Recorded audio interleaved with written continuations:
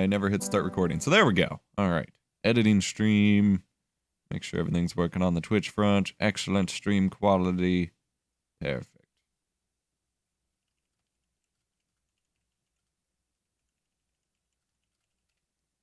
Preset used by one or more requires third-party components that could not be located. What? I haven't changed any plugins.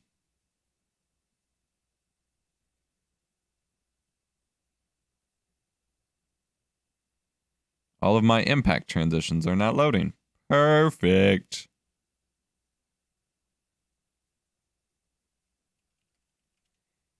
All right, we're not going to edit on this project. I already uploaded a draft. I will just post the draft and we will move on.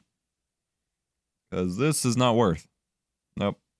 We're just going to close Premiere entirely because I already did a basic edit.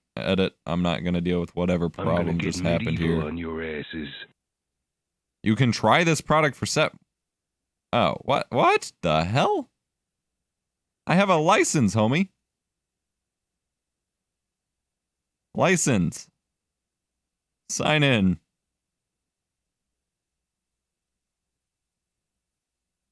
All right, I gotta cover that up just in case real quick here.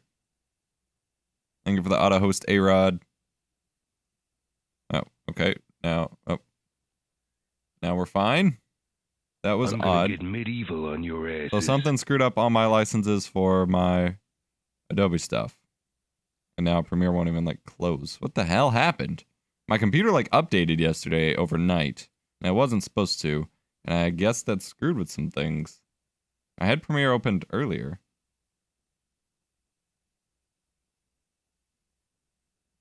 I'm gonna get medieval on your asses. Oh my god, Premiere. What you doing? Here, let me go up here. Over Premiere Pro. Alright, so I'm gonna reinstall these this plugin pack real quick. Adobe.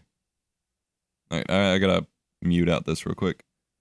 I'll keep talking though, because I'm still doing stuff. Adobe. Film Impact. Let's go ahead and reinstall, I guess. Don't know why the hell this happened. I was just using stuff like earlier, I thought. Yes. Okay.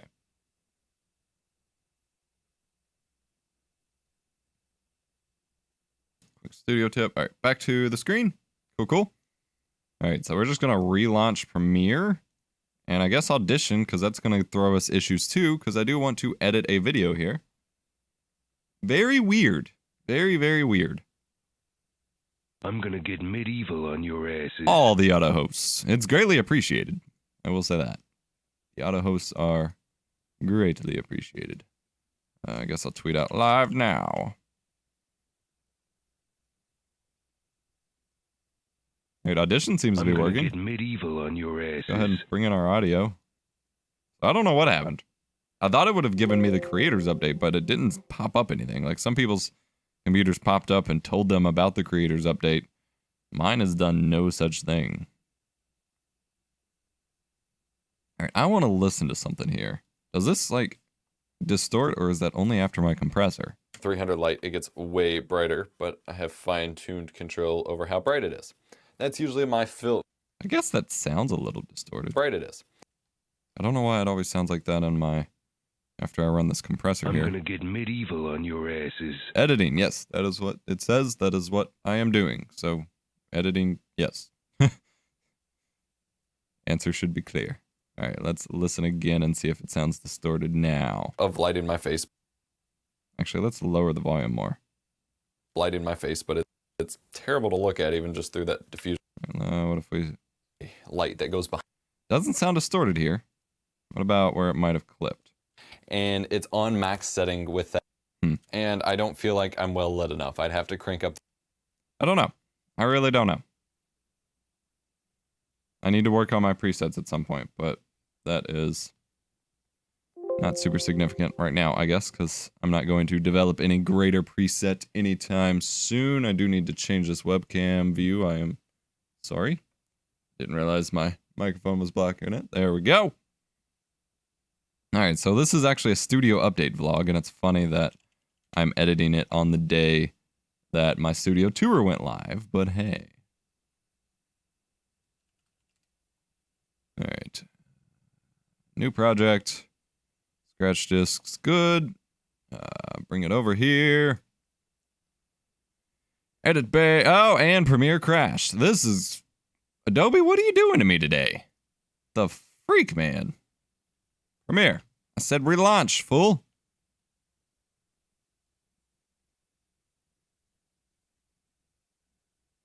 Ain't like an editing stream without having any editing.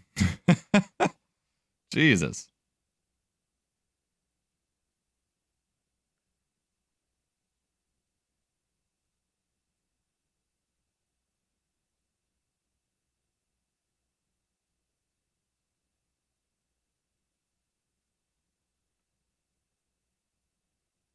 Let's try that again.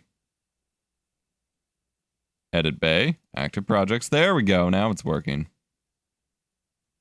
Studio update vlog LED.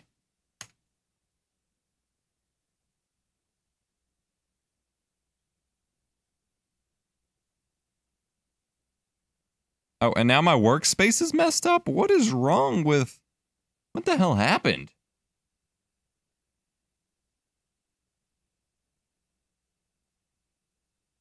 See, this is why auto updates are a nightmare and why I want to be like anti-new technology sometimes. Because everything was working fucking perfectly last night. And then Windows wants to go and force an update on me and now everything is broken. Like, how is that okay? If things worked fine last night, they should work fine tonight.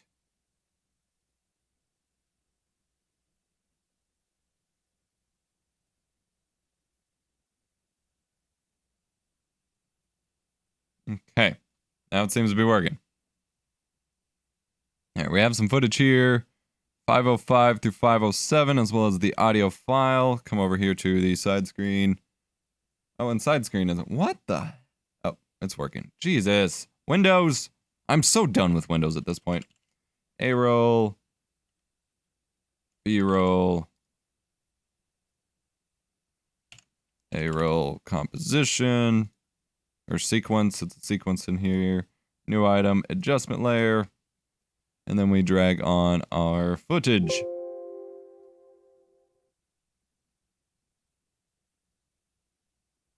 I don't believe this was part of anything. This was just like my own test, I think. Yeah, that was just my own test. Okay. So we need to sync these two. And then second one, A2. Okay, now we're ready to start an edit. A1 and A2. Then we can actually cut the audio here and here. Move that one down, move that one down. And now it's guaranteed to be in sync. Whee! This is an overall fairly pointless video, but one I just felt like making since I felt like explaining my thought process anyway. Studio update vlog LEDs.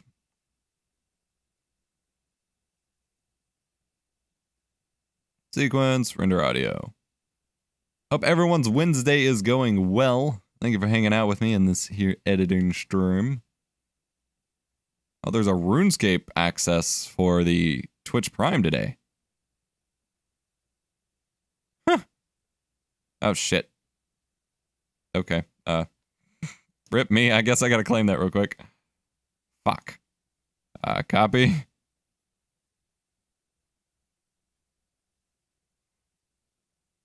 That's awkward. Usually it doesn't just give you a code. Usually it just adds it to your account or whatever. Oh, password isn't act. Oh, freaking hell, man. Yeah, I don't.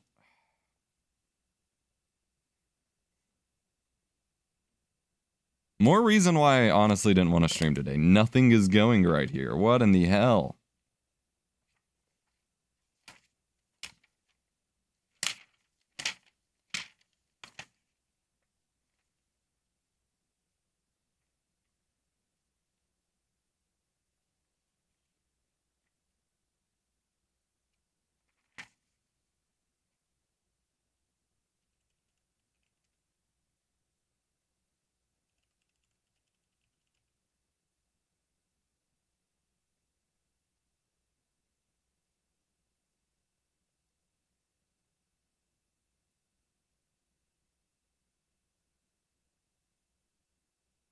Yes, I have until May 8th to claim, but I just showed the key on stream, so I need to redeem the key or else someone can now get it.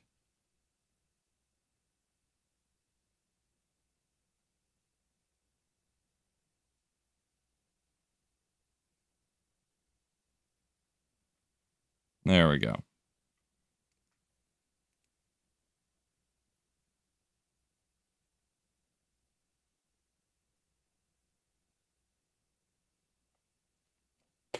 Oh, good.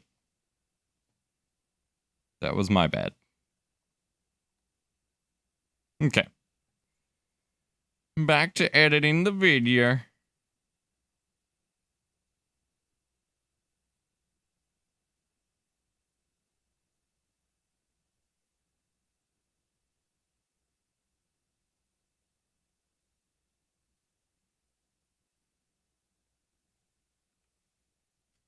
So I am moving. All right, and now we can start throwing in our overlay.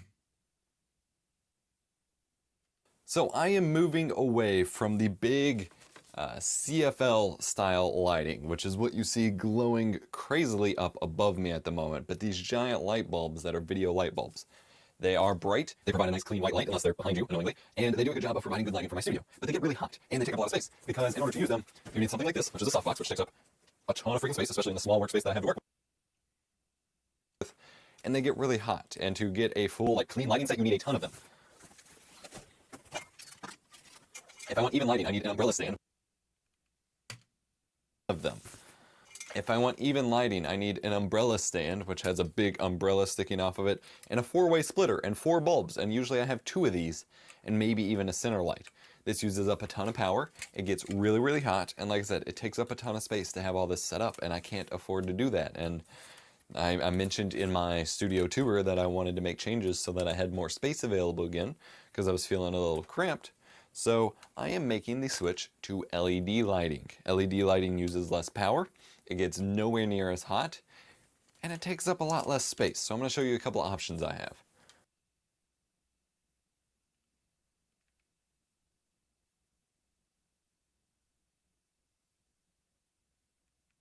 Like I said, this video doesn't have where do you redeem code. It gives you the link under the code. It's on the RuneScape billing site. This overall isn't like a hugely like point-filled video, but I wanted to,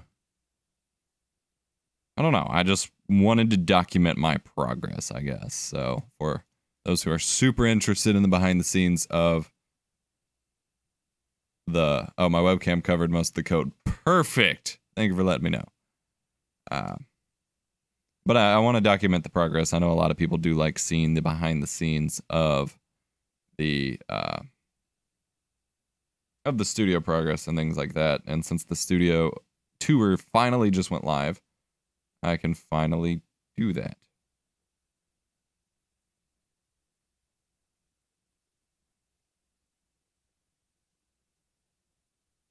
All right. I have. So I have 2 main LED lights that I'm working with. This is the Best Light 176S. I cut out some diffusion material and attached it to the front. You can see how tiny that is. Way smaller than the softboxes. Now I still only have my cheap light stands that came with my Amazon softboxes. They're unstable as can be and super low quality, but it works. And this is a small 176 LED light that you turn on, and that's half brightness. So if I turn it all the way up here, it gets pretty bright. Does a decent job of lighting my face, but it's terrible to look at even just through that diffusion material. So these are what I usually have mounted up on my stand up here for my unboxing setup. And they're going to be for like a light that goes behind me for my paper backdrop I'm trying to get working at the moment. The other one that I have, I only have one of these because it's more expensive. This is a newer, it doesn't say on here, I don't know where the box went. It's like a newer 300 or so LED, 306 maybe. And it has a nice power switch, and it gets plenty bright as well. And since it's, 300 light, it gets way... Thinking I read hyper lol. Well, I'm not answering your questions if it takes less time for you to just read it than for me to answer, so... brighter, but I have fine-tuned control over how bright it is. That's usually my key light, my main light on my face. So what I'm actually going to be doing is for videos of me, I have this stand here, which you can't really see.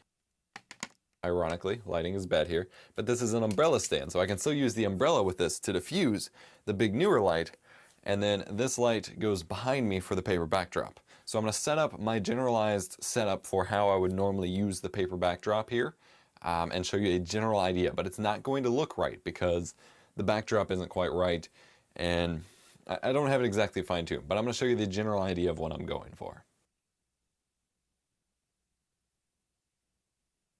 Then we're going to post in. I need to update my clipboard pacing for this, unfortunately, because I had to redo my network storage. So you will get to see how simple it is for me to add a clip to my network storage, or to my keyboard. So let me find stock video 3 hours later.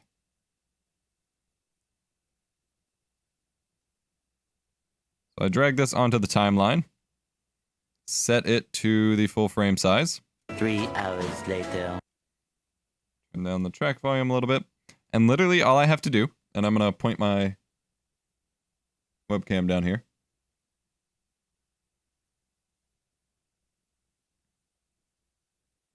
I hit shift and press the button for what I'm doing, which is this one is labeled with the 3 hours later image. So shift, bam, copies it again. And now if I delete it out, paste that button, it pastes it in. Pretty freaking cool. And now it'll do that no matter what thing I'm on, or what, if I make a new project or whatever. That's all it takes. Amazing script.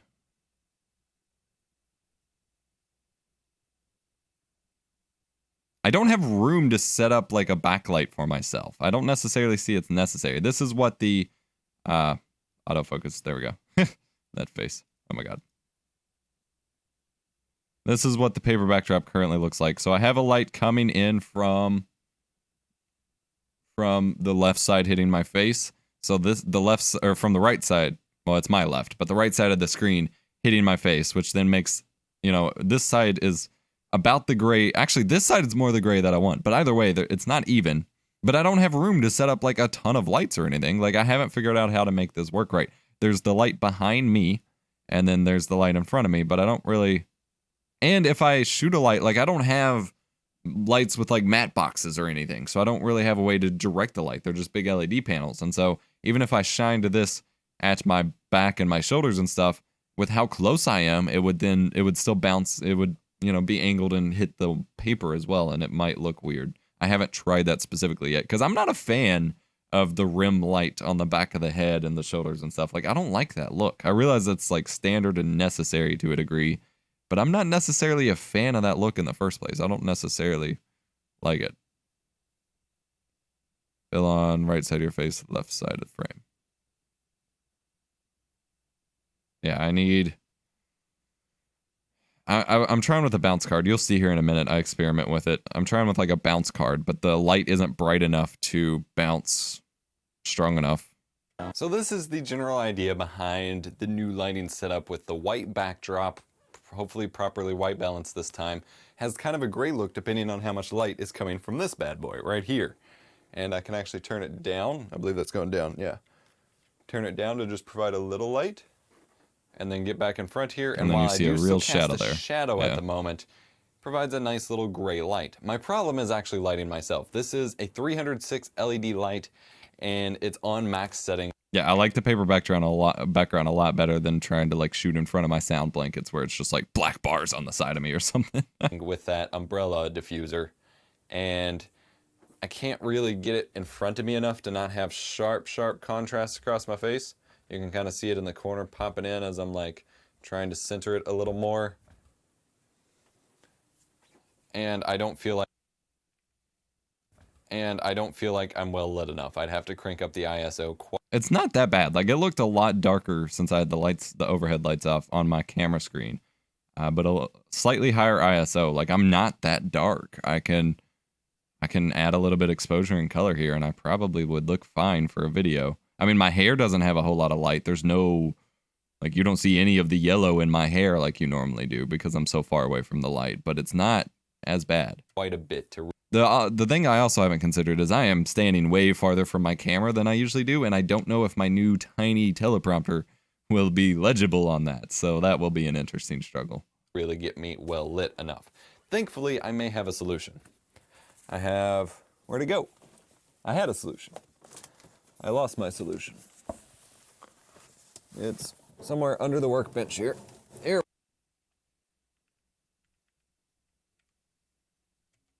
It's somewhere under the workbench here. Here we go. So this is This is a big, giant-ass thing. It is a Flowlight Microbeam 512. See you later, BBK. It is a 512 light LED system. It was purchased from an educational auction of educational surplus material, but it doesn't have a power adapter. It uses a 4-pin XLR power adapter, which I certainly don't have, and it looks like it's a special one for this light. It has a very nice dial control for the brightness, and even includes an umbrella stand built in if I can figure out how to actually attach it.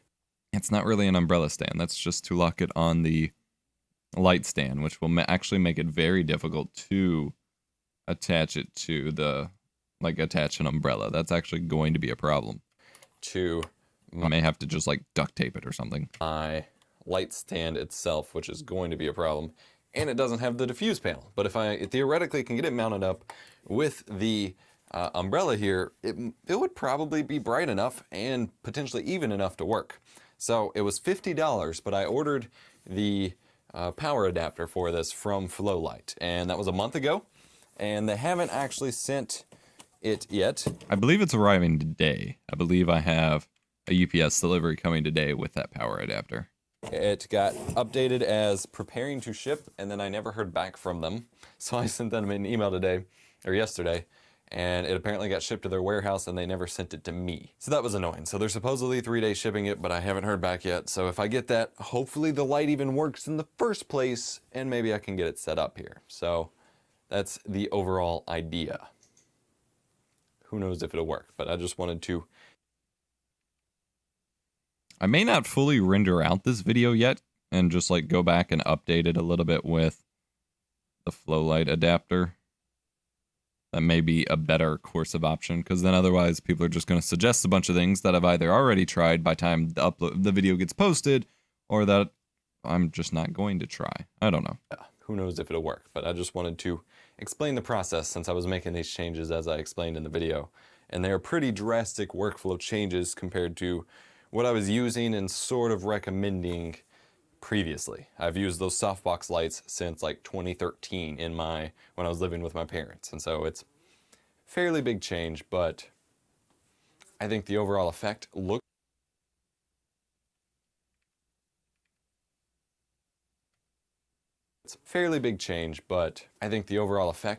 pretty nice if I can get the kinks worked out, and I'm excited for that. And another option I have also is using some sort of bounce card like this to try to lower the contrast. But again, I don't have a whole lot of space to work with to actually see the white backdrop. The paper itself isn't wide enough, so what I had to do here was clamp it to my sound blanket. And it's already got wrinkles in it, so I'm going to have to make a fresh cut at some point with some help, because you can see the creases in it from where I was doing a very rough job. But the end result will hopefully be worth all this crazy amounts of effort. I mean, I guess that's a decent place to end it. Like, I don't need it. It's not a tutorial yet. I won't be doing the, tutorial-ish aspect until later. So, in theory, it could work. And I'm going to add an adjustment layer over top all of this to make me talking in front of the backdrop look more like it probably would if I was doing this for a real video. Maybe. Because, like, the white balance I did in the camera, so it's okay. My face is a little red. My face looks really, like, swollen. This was at night, so that's part of the reason.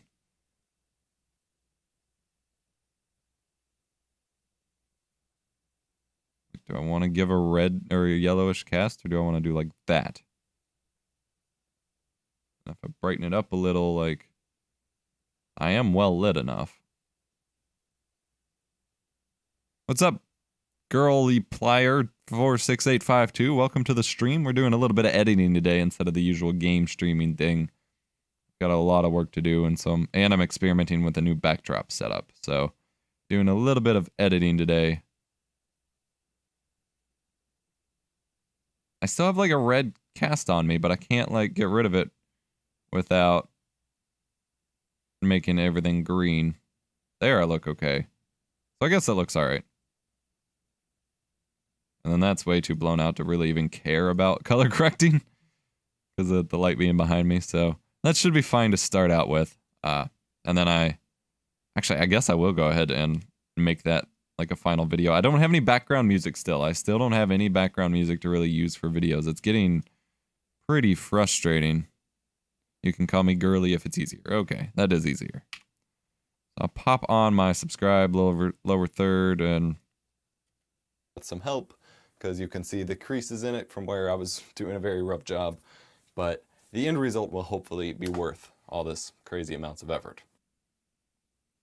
And I mean, that's a nice teaser for how the content might look in the future. So I guess that works. Sure. We'll add it to the render queue. I don't know.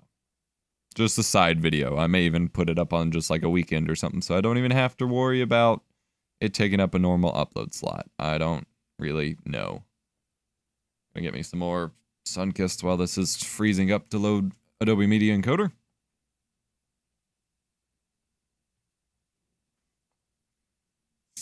Oh, and it crashes. Adobe, you are screwing me today. Actually, it's still probably the Windows update that fucked something up. But dear fucking Lord, come on, man. Are you using Sony Vegas? No, I use Adobe. Premiere, Audition, Photoshop, After Effects, Media Encoder, and so on. There's the project folder. Come on now. It's not crash this time.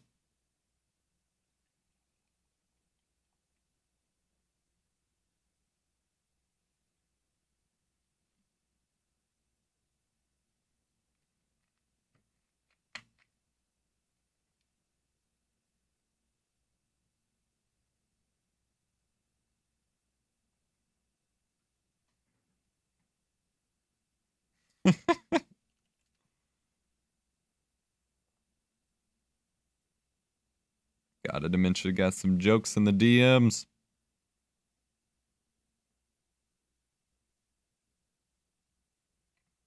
Alright, let's try to tell it to render again without it crashing, hopefully. 2160p, 24 FPS, Q.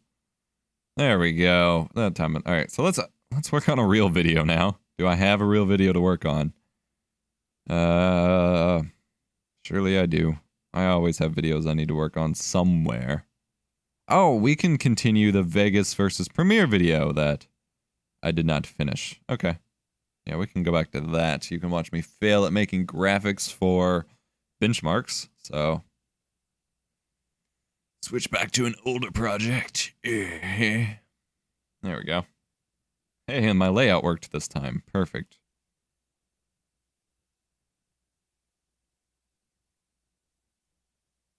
Alrighty. I don't even remember what these markers were for or anything. Fun. Let's find out together. Converting footage. This is what drives me nuts about render time. Okay, I guess I should let it wait and generate the peak files before I play back a choppy as hell video. I guess I'll go ahead and retweet out the stream. Streaming, some editing, hang, helps if I spell things right, hang out and chat.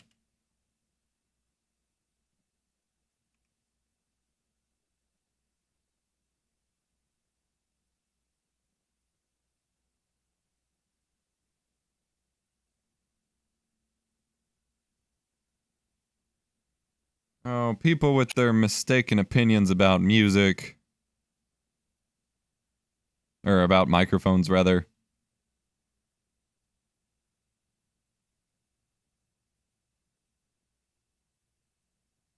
No, stereo microphones are not good choices for voiceover. No. No, no. Please, no. Okay. Can we play back the footage yet? Comparisons is when they don't do any actual editing. They just throw some footage on a timeline. That's just transcoding. That's way different than editing an actual video edit. But this brought me to my next problem. There's two standard MP4 render options that YouTubers use within Vegas. Main Concept MP4 and Sony AVC MVC MP4. So I needed to render each for both formats so I can see which one of those was faster too. Except the Sony AVC MVC option does not allow for a high enough bitrate for my 4K 30 render settings.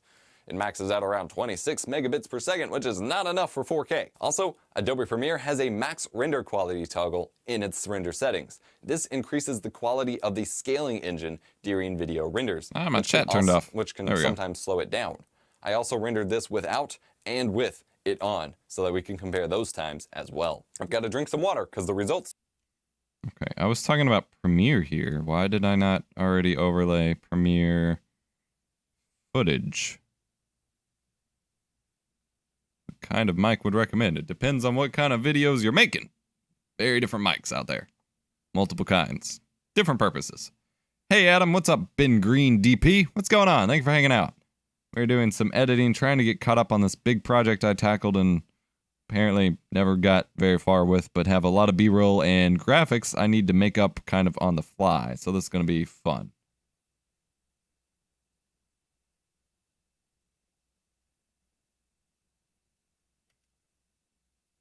Adobe Premiere has a max render quality toggle in its render Editing settings. day. This increases the quality All right, so this is talking about max render quality. toggle in its render settings. This increases the quality of the scaling engine.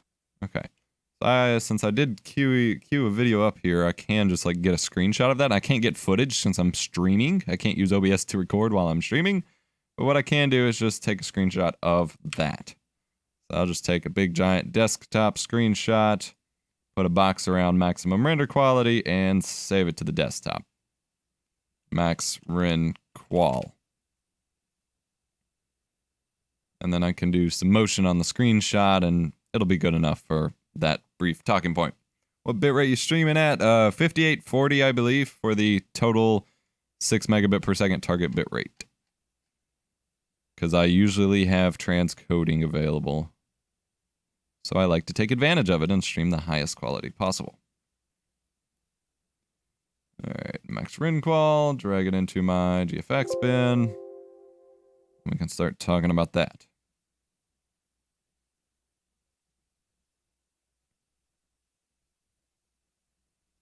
In its render settings. This increases the And we'll do a quick zoom in here. increases the quality of the Whee! Maximum render quality. scaling engine during video renders, which can sometimes slow it down. I also rendered this without and with it on, so that we can Alright, and then I can just compare those times as well. cut away I've got to from drink it. some water. Yeah, that works. I mean, it's nothing exciting, but it's not going to be with what kind of video this is, so. Twitch streamers all have transcoding now. Not all of them. They are pushing to make it available to most people, but last I checked, like even like 2 days ago, I checked a couple streams. And they didn't have it. It's like you gotta regularly hit a few viewers, but they're making it way more available, which is really nice.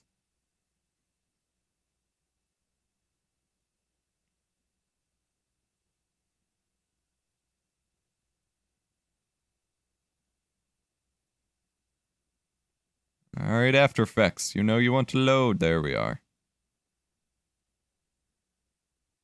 Making bacon. Thank you for the following. Gioucs. Gauss? Yes? I don't know.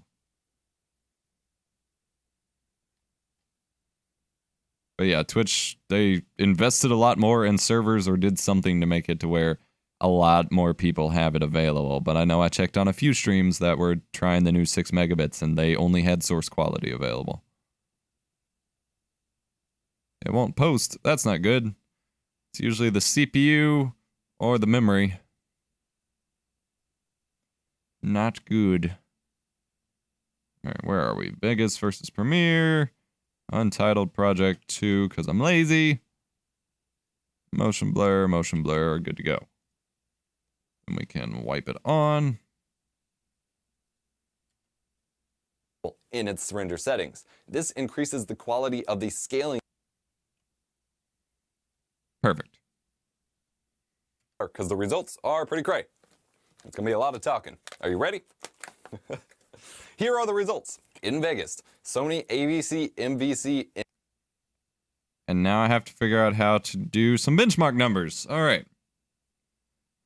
This is going to be the fun, challenging part here. that we can try.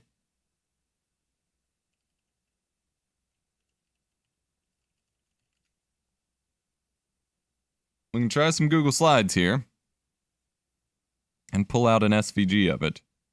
Maybe. New presentation. Simple dark. New slide. Blank. Insert chart. Bar chart should work. And there's still a white background. Why? I mean, I guess if it scales... No, that looks terrible scaled. Oh. Like, that is blurry AF. Man. Hum, hum. Open in Sheets, unlink from Sheets. Yeah, that doesn't look good. I need, like... high resolution bar chart. Excel toolbox. High resolution graphs for publishing. It's a plugin to make TIFF files from Excel. Whoa. Bet it costs money. Download. It does not. We'll give it a try.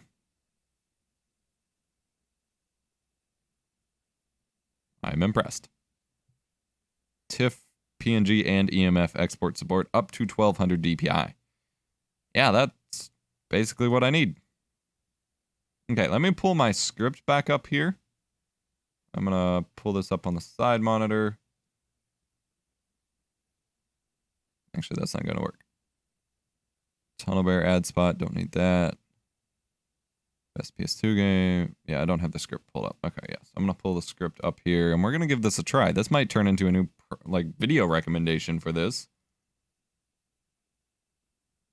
Video scripts Vegas. First Premiere. All right, now that's my source of numbers. It looks like that installed, so we can go ahead and open up Excel 2016, which is going to then crash, and we reopen it because Office is shit.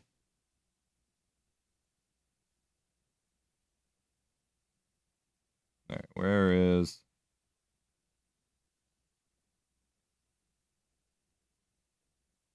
All right, AVC, MVC took... All right, there we go. Got my numbers on my side screen. Holy crap. Got a lot of pop-ups for this Excel thing, as you can see. Up at the top. What's up? Man, how's it going? Excel toolbox. Okay. Oh my god, why did it popped up like 50 copies of Excel.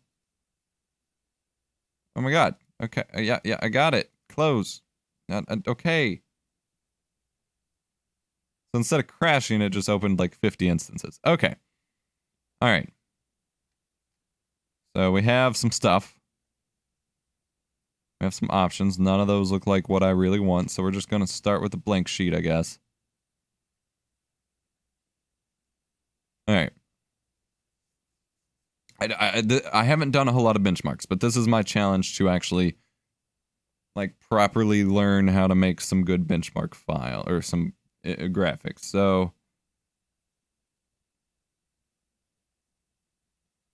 we're gonna, this is 1080p 65 render Vegas main concept MP4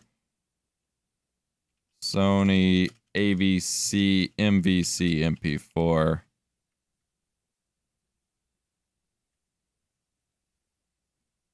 846, and this took 1024. We can format that column. Oh, I don't format cells. There we go. I'm so used to Google Sheets. Number time. Perfect.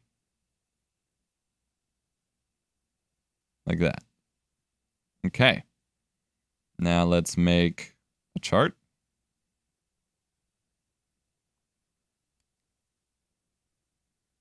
Chart design. You need to set up a project or a chart on your project. Okay. So insert recommended charts. There are no recommended charts. Well, screw you too.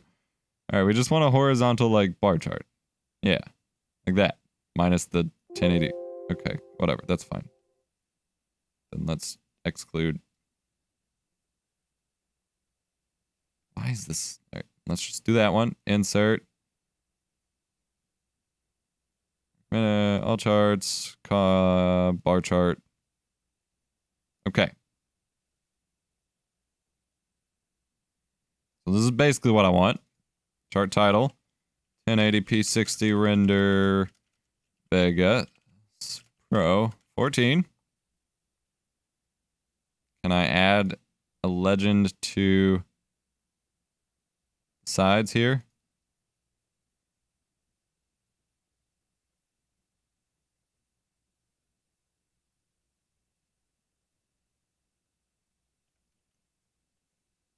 Time less is better. Codec. All right, what if I do it this way? Insert bar. No, that's not what I wanted to say. Ah. I do not like Excel. I like Google Sheets, but whatever. All right, so that's what I want. Chart styles. I mean, I guess color schemes are nice, but how much do I really care? Yeah, I want that one. Chart elements. There we go. Access titles. Aha! Can I get rid of that one? Delete. Aha! Perfect. Okay, but I don't want that either. I just want the time.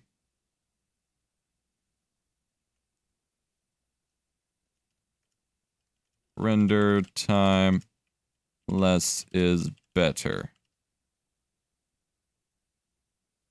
Perfect. Okay. 1080p 60 render Vegas Pro 14.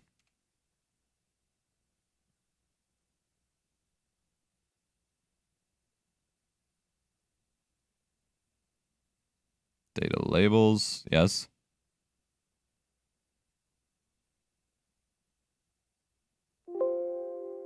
That's exactly what I want.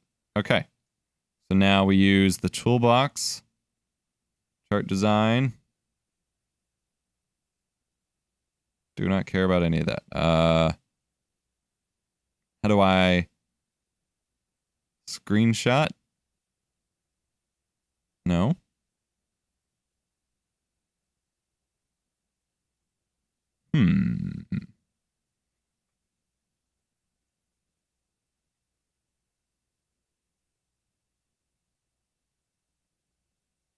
Single graphic export. Where is that at? Export selection. Derp. Here we go. What's up, Shift Control? Welcome, welcome. All right, we want to do edit. We want to do a TIFF. Why not do the whole 1200 DPI? Transparent canvas. Yes, please. Close.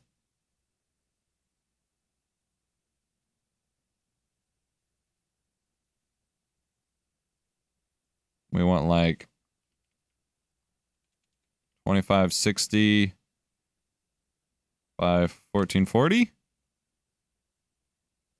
2560. That's going to be 1024 megapixels. It's going to be a 2 gigabyte image. Let's do it, damn it. That's not really what I want, but I want to see what happens if I make a 2 gigabyte TIFF file. Test export. Okay. Oh, error occurred. Unable to create. Too big. Okay. That's great. All right, let's not do that. Export. Oh. Well, I mean, let's change our settings first. All right, we don't need 1200 DPI. We can live with like 700 for one. And then maybe 1920 by 1080 point.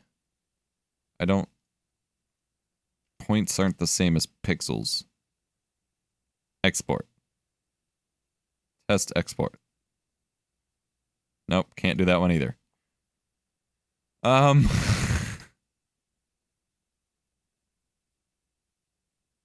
selection. All right, let's drop it. 500 DPI. Whatever the default resolution is. That one worked. Okay, that's a start. Let's pop open Photoshop here and move our test export over. Oh, it made it. Can I preview that? I probably can't preview a TIFF. So we'll just drag that back in here. New folder, charts, I guess.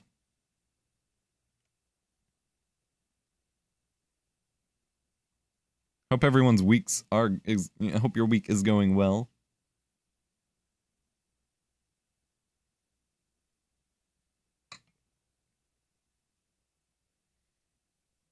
Okay, we're gonna make a new Ultra HD with 300 PPI. Let's see how this looks. That's not a transparent background. That still has the white. But I can live with the white. I can live with the white. That sounds a little not right. There we go. Oh, I spelled main concept wrong. Main convept. Son of a bitch. That looks decent, though.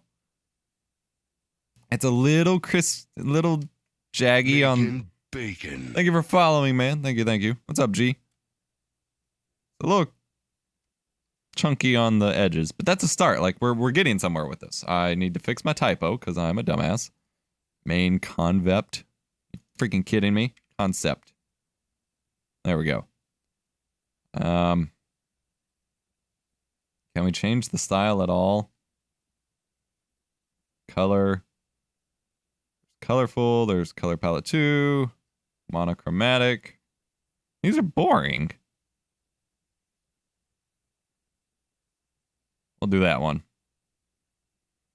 Although there is this chart design option, but that doesn't seem to help me. And there's no like visual preview, so I don't like that. I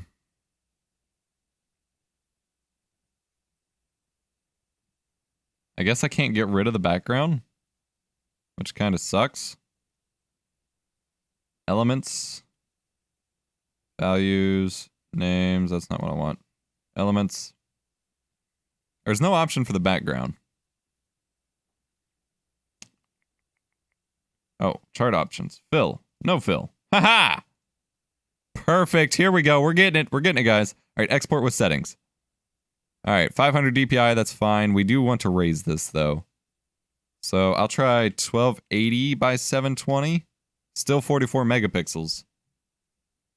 I don't care about the size. I just want it to export.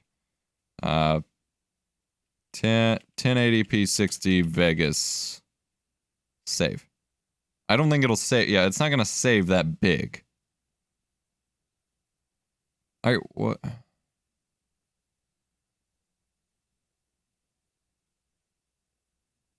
1600 by 900. Yeah, so anything, actually that's a bigger. All right. So preserve aspect ratio 700, 500, 21 megapixels. There we go. Why do you have a kick graphic? What are you talking about? How do you come up with your hard drive names? They're literally just named after characters from shows that I watch. I just come up with names. The only one that actually had, like, I think there's only been 2 that actually had names that, like, specifically came from anything. And that was, it won't save that one either. What the fuck?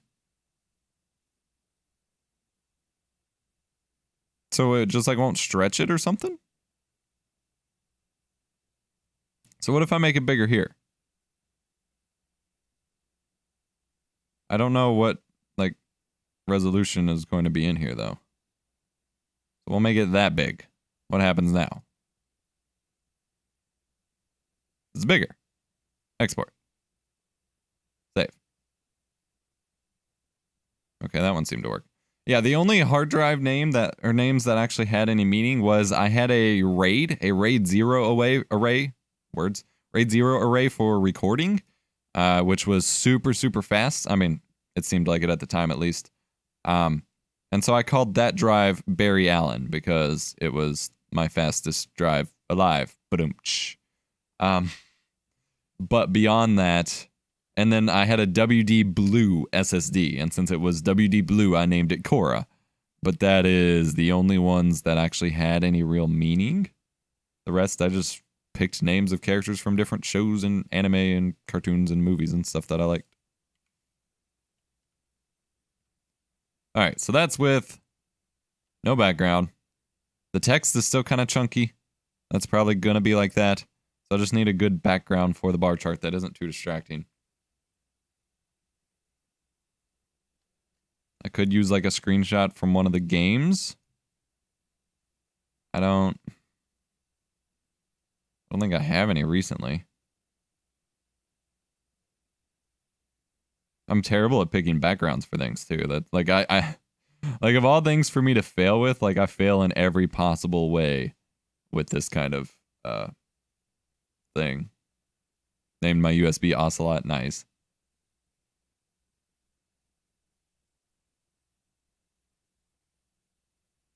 Like I could take this Doom screenshot.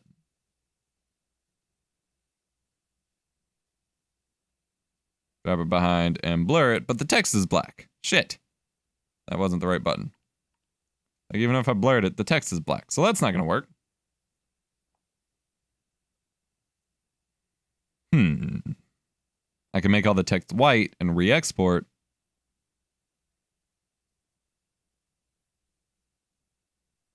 Home. White. White. White. Delete that entirely. White. White. And white. Pepsi ad OMG. And then we can re-export.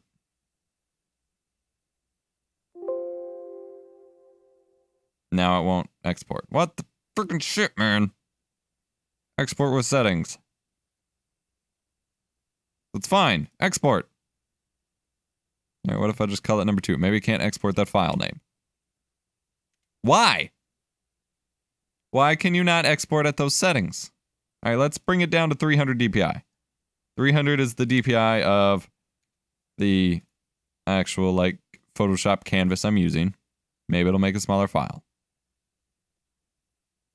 All right, that seemed to work. Fine. Don't let me have my resolution whoring. 1080p 60 Vegas 2.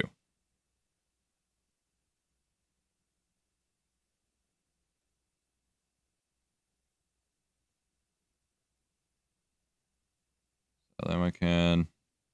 All right, now that shows up a little better.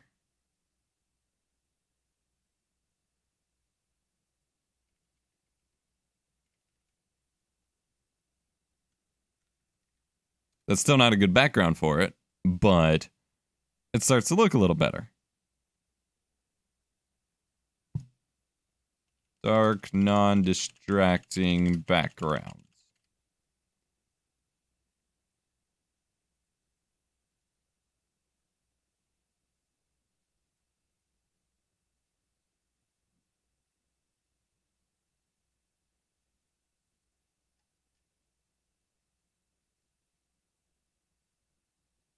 I don't know. What are you doing? I am editing a video comparing render times in Vegas Pro versus Sony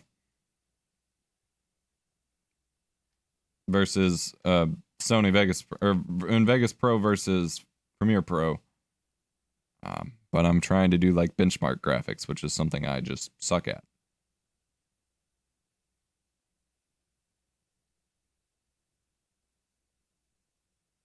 All right, what if I do something like this? Just super basic. That's not what I copied. There we go. Like, is that too boring? Is that too boring? Like, would that be acceptable to see in a video of mine? For a few seconds or so? Like, to explain a point? I don't want to be too distracting and then make it hard to follow.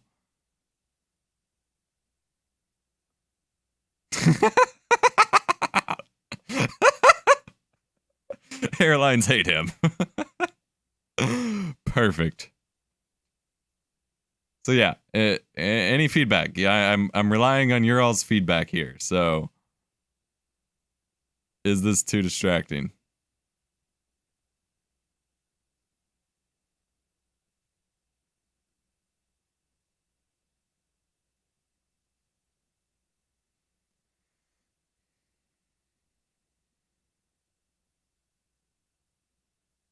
It's okay.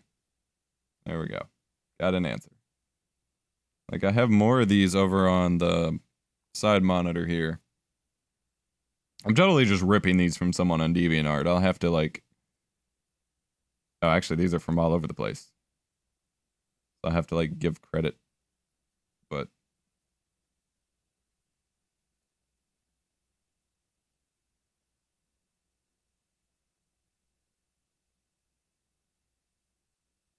And most of these are, like, stolen and re-uploaded from other people anyway. Copy image.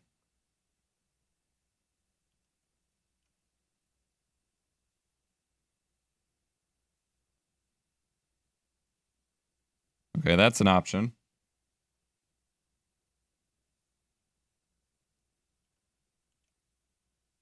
Then there is... That has some texture to it. That might be a little better.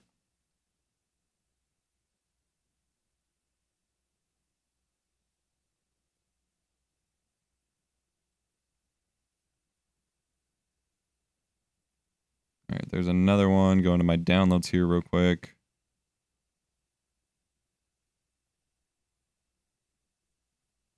All right, this is basically the same thing, actually. And it's like a more pixelated version. All right, I don't like that one. So, I guess judge between texture, light, or dark. Those are the options.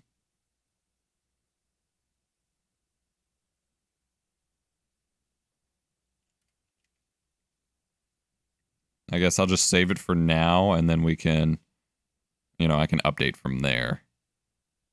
Because I can just update the Photoshop file, and it will update the actual video copy.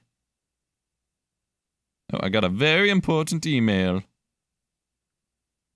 Alright, active projects, Vegas versus Premiere, charts, 1080p 60 Vegas.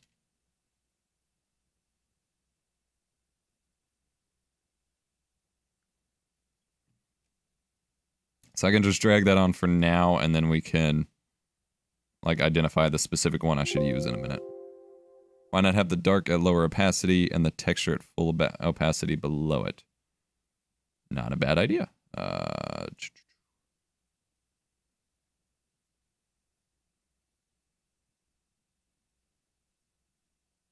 That creates kind of like a little... That's actually kind of cool. I might try that. Let's go with that for right now. Alright. Got our file in here. Alright. Back on the actual video editing side of things. Results in Vegas.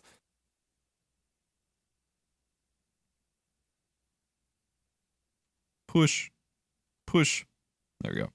Sony AVC MVC MP4 rendered faster than main concept MP4, taking only 8 minutes 46 seconds to render the 1080p 60 file, whereas main concept took about 10 minutes and 24 seconds. Oddly enough, Sony AVC MVC also produced a much smaller. Then have these two swap out.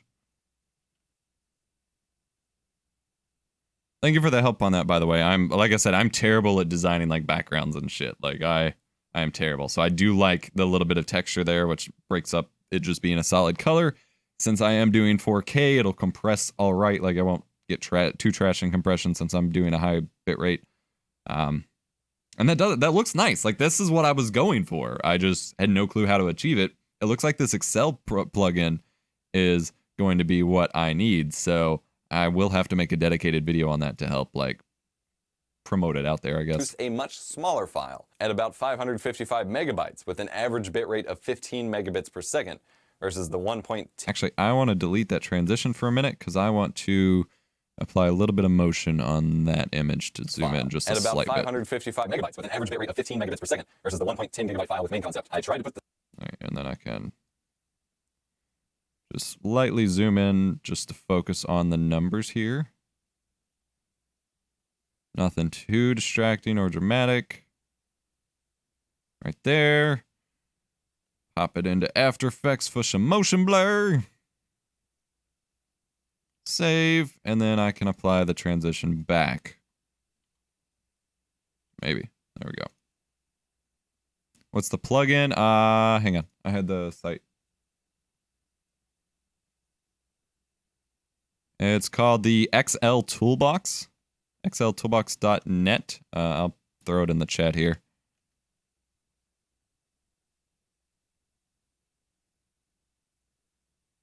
Where'd it go?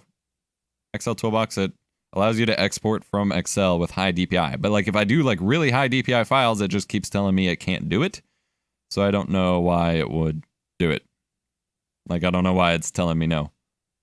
But if I do like basic 300 DPI, it seems to be working. So good enough for now. I have been going for about an hour now. I need to take a bio break real quick and I will be right back.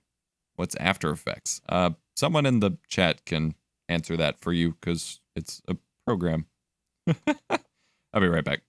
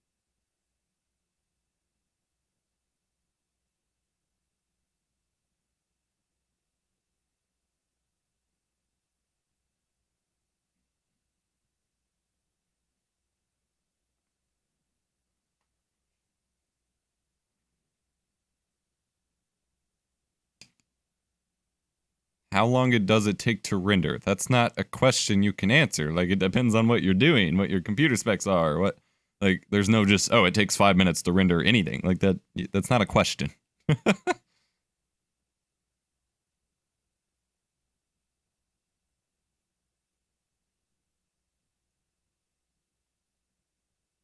Surprise, motherfucker.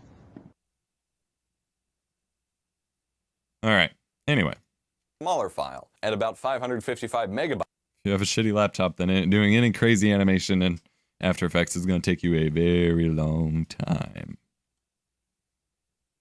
Yeah, 4 days and 12 hours. Rate of 15 megabits per second versus the 1.10 gigabyte file with main concept. I tried to put the same bit rate roughly in for each. Don't know what happened. I did this twice. I don't know. However, Premiere Pro blew this time out of the park. It's worth mentioning here that AME, I'm Adobe gonna get Media medieval on your asses. Thank you for the host, Ben Green DP. Greatly appreciated. Encoder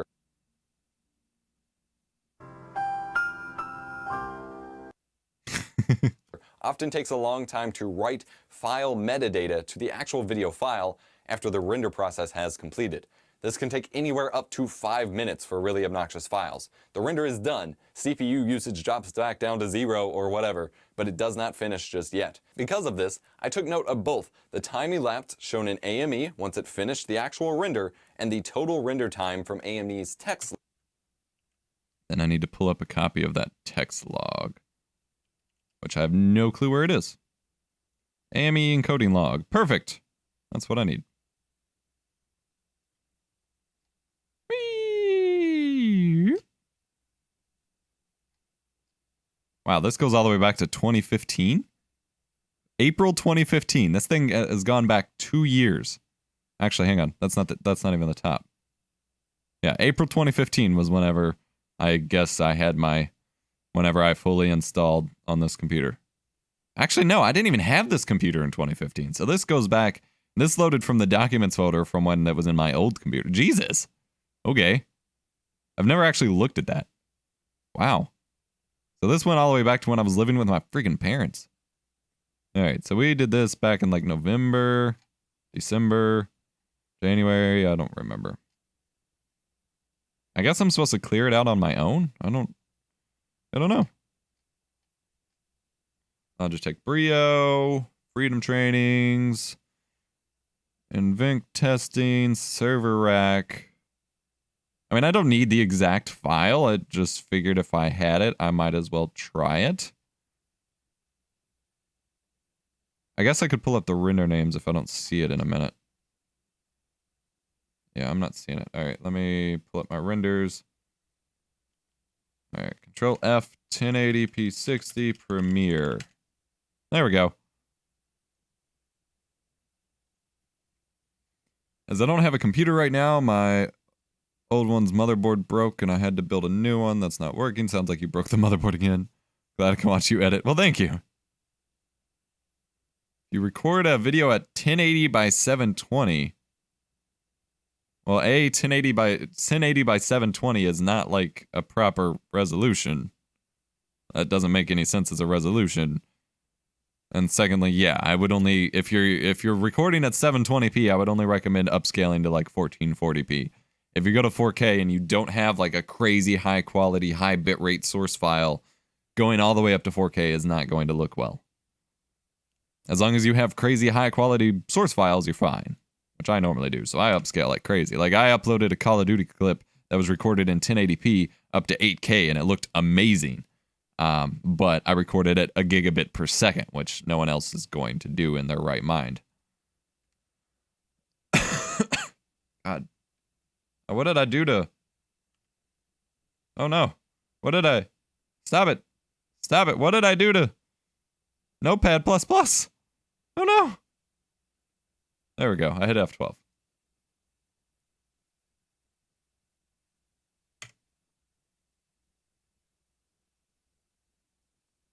AME log. Yeah, 8K is nice to just show how beautiful any footage can look when it gives basically unlimited bitrate on YouTube. But YouTube's player, like, not only does it take forever for YouTube to encode 8K, but YouTube's player can't play it. YouTube's player cannot handle playing back 8K footage. Like MKBHD did a few different videos in 8K, and everyone makes jokes about how you can't actually play it back. Yeah, YouTube's player can't play it back. You download the MP4 rip of the original video, and it plays back fine. It is purely YouTube's player that can't handle it.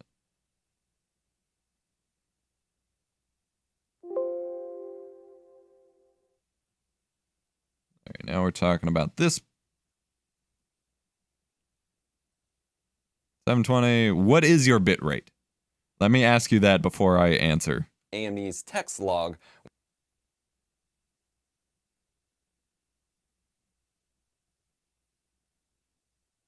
Short answer, yes, but I would prefer to like know the bit rate before you say you're going to 1080p. But short answer, yes.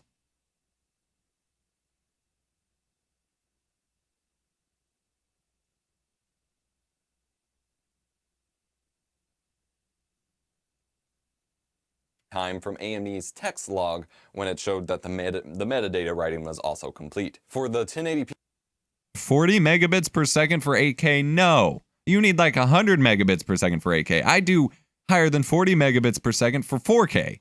The hell are you talking about? My 1080p uploads are 40 megabits per second. 60 render, Premiere Pro took 4 minutes. If you have a shitty laptop, no, your computer cannot handle playing 8K video.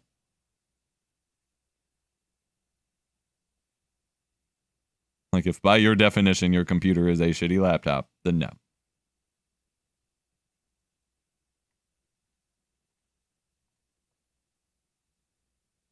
When you download it and play it, probably not even then.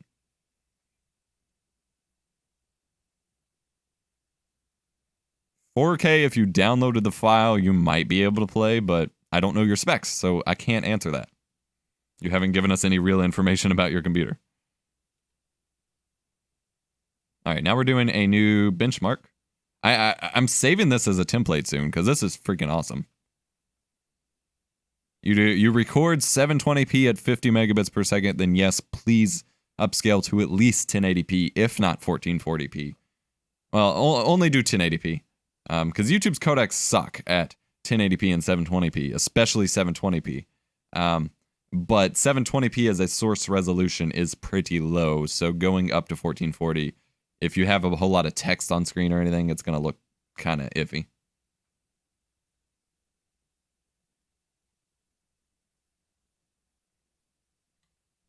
But if you record 50 megabits, then yes, upscaling to 1080p is definitely something you should do. Not just you can do, it's something I think you should do. All right, we have a new benchmark I need to find the numbers for.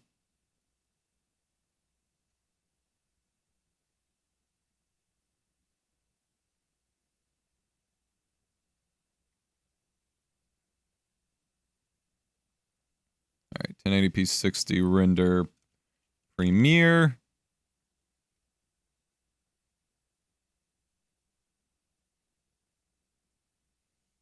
Max render quality on, off.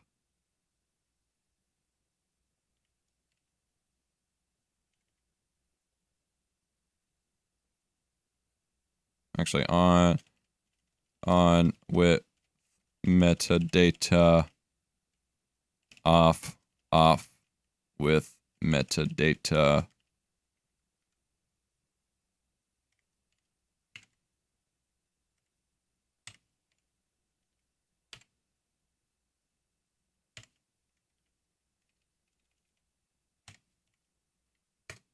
Okay, delete this. Actually, nope. Can I change what this chart? This is what drives me nuts about the charts.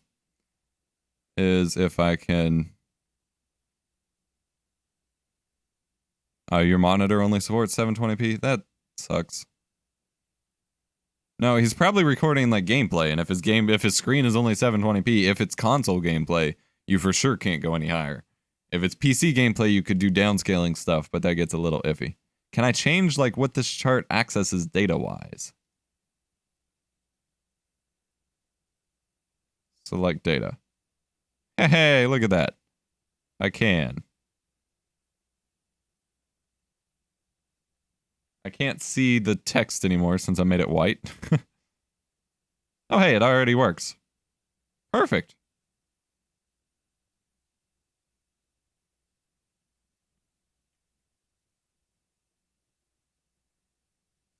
Premiere Pro CC 2017. All right, let's make all that white again.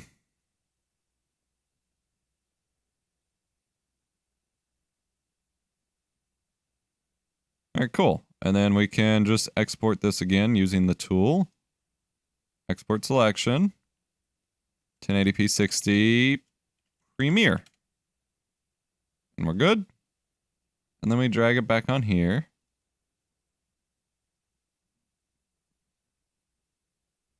Oh, I meant to make it less wide so that it didn't like scale so strangely.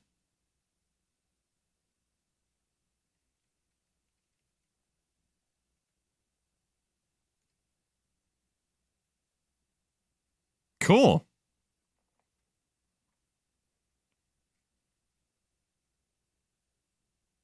That doesn't look bad.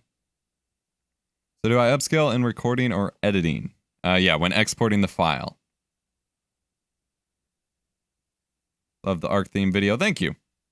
If you're using OBS, you can upscale in recording, but it can, like, I don't necessarily like its, well, I haven't tested it too much, but I just don't trust its exporting or its upscaling capabilities. So I generally just recommend putting max render quality on if you're using Premiere and upscaling in your editor. All right, save this as 1080p 60 Premiere.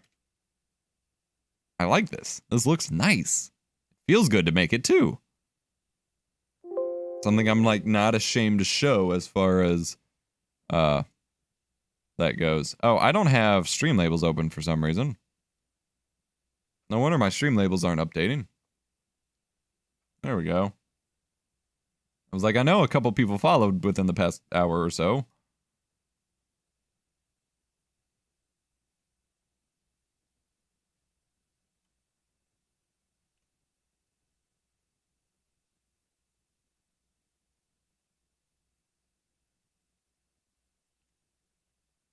Yeah, great suggestion. I really appreciate it. I've put off this video for so long, and other benchmarking videos in general, which I have a lot coming up potentially due to some sponsored thing. I've put them off forever because I can't figure out how to do graphics. 4 minutes so and 55. now I have graphics. Oh, those labels aren't right. It just says on. It doesn't say what that means. Shit. All right, I can fix that. Max render quality on. And then just copy paste that. That's going to be some big ass labels.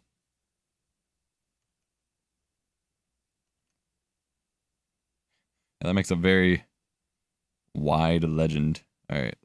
We'll make that a little shorter so hopefully it fits better. Export selection. 1080p 60 Premiere 2. Drag it back up into Photoshop to whoop.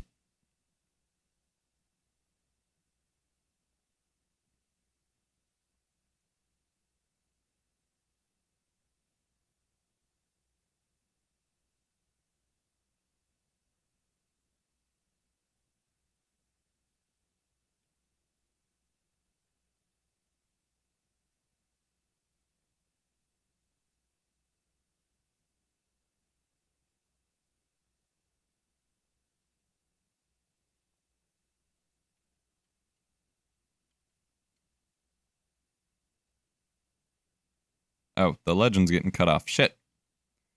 Drag it back up. I guess we don't need the white lines. Yeah, that's fine. That conveys everything.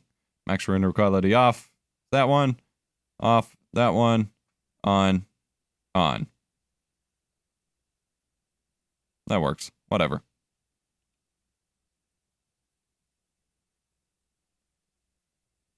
And wait for it to update in Premiere.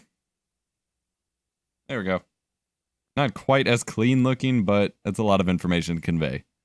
People will forgive. 5 seconds to render the file. 5 minutes and 15 seconds total with metadata, with max render quality on. With max render quality turned off, that dropped to 4 minutes 53 seconds and 5 minutes 4 seconds with the metadata. That's almost half the amount of time that Sony Vegas. I will push that off. Insane. With the big CC 2017 update, Adobe has kicked its serious ass with performance optimizations. I've been impressed in recent months of using it, but it's nice to see it actually like quantified in front of me. We see similar results with the 4K 30 FPS render. Main concept in Vegas Pro took about 17 minutes and 29 seconds to render, while Premiere took 8 minutes and 31 seconds with max render. All right, here we will compare. We'll actually compare Vegas and Premiere.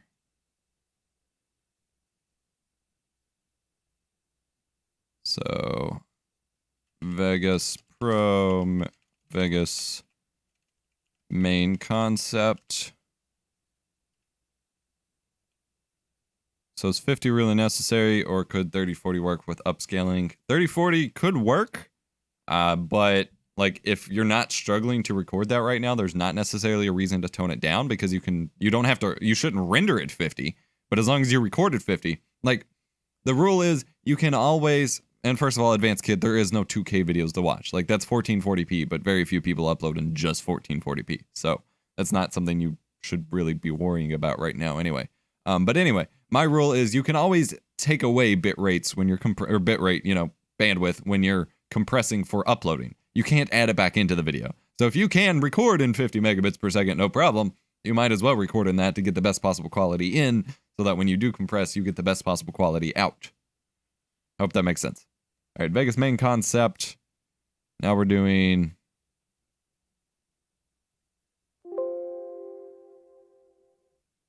.4K 30 FPS. 4K 30 FPS render. Then we have Vegas main concept, which took 1729. We have Premiere Pro 831. Max render quality on. And then just copy paste that to say max render quality off. And that took 822. And then we can delete the bottom two. Hopefully that looks okay. No, that it doesn't look okay. I gotta reselect the data. Select data. Bam. Okay, there we go. All right, export again. Export selection. 4K 30 Prem versus Vegas. What's up, Mr. Gamers? With that background, it seems like you're in 4x3. Yeah, I've gotten that comment a couple times. That's why actually the video I was working on in the at the start of the stream is I'm working on a new paper backdrop. So I'll just pull that back up real quick to show you here. Doo-doo.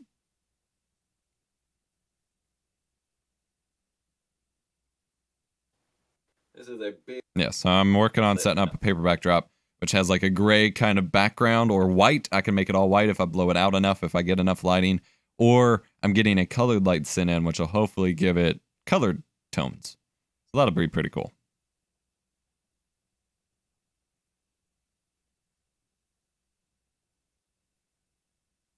What should I render at right now? I just use CBR 8. If you're upscaling to 1080p, you should render around 18 to 25. I usually render at VBR for uploads, and so I'd suggest for you a target bitrate of 18 or 20 with a max bitrate of like 25. CBR makes your videos pixely at certain points. All right. Then we hide this one, drag in our new chart.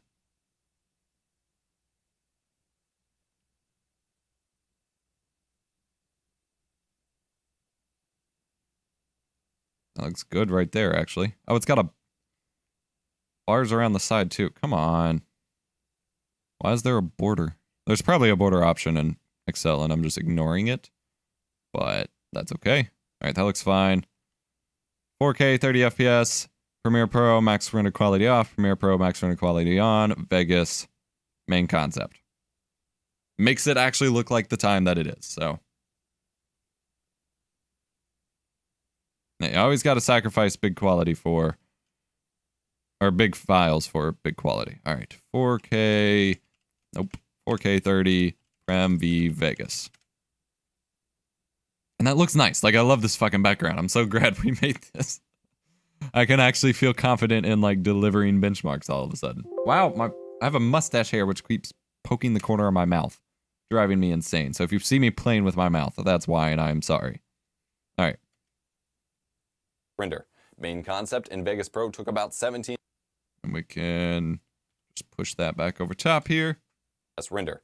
Main concept in Vegas Pro took about 17 minutes and 29 seconds to render, while Premiere took 8 minutes and 31 seconds with max render quality on, 8 minutes 22 seconds with max render quality off. Again, half of the time I'll just pull that up. to render in Premiere. And this render would have been much quicker, at least on Adobe's side, if not for the 4K 60 Guild Wars. And then I can actually bring in that Guild Wars 2 footage from the source, I believe. Do I have tests? Yes, I have the source footage for that somewhere here. Where? I don't know. There it is. Desktop. I don't know why it's called desktop. But there we go. No, they're doing yard work outside. I apologize if you hear that. And of course, I'm using 60 FPS gameplay on a 24 FPS timeline, so lol. But hey, what can you do? Much quicker, at least on Adobe's side, if not for the 4K 60 Guild Wars 2. Yeah, because this footage is intense. It's recorded at like 150 megabits per second, so it's like full quality, but you can see all the little intricate details that the compressor had to mess with here. Like, since all the detail is there, there's like no pixelization. It's got all these textures, all the little grass pieces, all the characters. That was what really slowed down this test render. Voice typo there, are you not going to cut it? Probably not, because there's no clean way to do so. I didn't like stop and re-record it. I just kept going because it's like a super intense video of me talking a lot. So I figured seeming more casual and natural was the way to go. And on top of the fact, it was just easier to get through. Minutes 22 seconds with max. I guess I can cut it though. 22 seconds. 22 seconds Yeah, with max. I can cut it. 8 minutes, 22 seconds with max. Yeah, that works. See you later, advanced kid. See you later. All right. So I was able to cut it, so no big deal.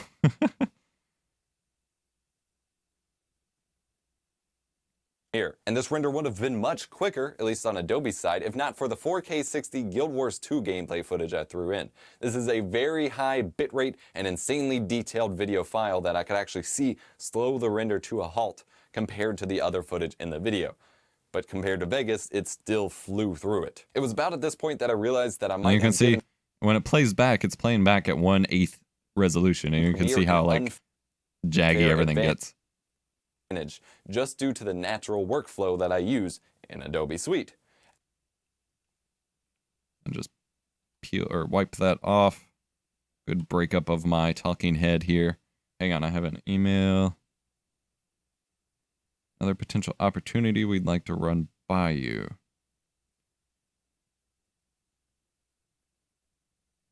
Time slots do you have available? As I mentioned before, I utilize a dedicated SSD within my system. If you cut it, it sounds like you are nothing but a scripted robot. That reminds me of a certain comment I got today, and I usually don't give a shit about comments. Like, if people leave nasty comments, whatever, I don't care. But I got one last night or this morning. Scroll down here. Oh, where'd it go? Did they delete it? Did I get them to... No, it's down here. Here we go. Doop. This punk is reading this crap. Nobody actually talks like this. Well, yes, it's a scripted review, so of course I'm reading it. I'm reading it off a teleprompter, and I write very casually in how I normally talk. And it's not like my voice is fake. Like, this is what I sound like. So what the hell? Like, and it only bothered me because I had a couple comments like that in the past. Like, this comment on its own wouldn't bother me, but every once in a while I'll get a comment like this that says, like, you shouldn't talk like that, or nobody talks like this, or why do you, something like that. And it doesn't make any sense. Like, what am I talking like that nobody else does? Is it my accent? Like, I don't fucking understand, and it pisses me off that they don't give any information other than that.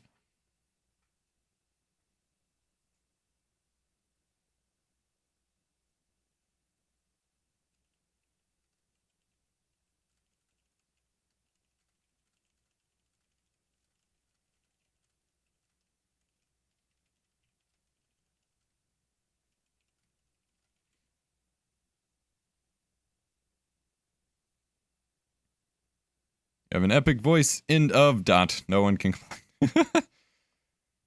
Epic voice, less than 3. For the media cache files. All right, now I have to get a screenshot of Premiere while I'm editing in Premiere. That's fun. Media. That's not the right setting, but once it pops up, I can change. An item on your Steam wish list is now on sale. Torchlight 2. I don't care. I'm not buying a game right now. Yeah, here we go. Okay. I'm going to screenshot this window. Good sir. Cache menu. Cache menu, not cache. Yeah. I know. I don't know how I got started saying that either. Like I never just saw and was like, I should say cache instead of cache.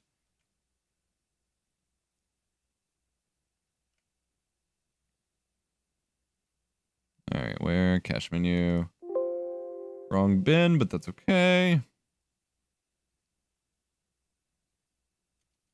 Is a dedicated SSD. Oh, I guess I need that as well.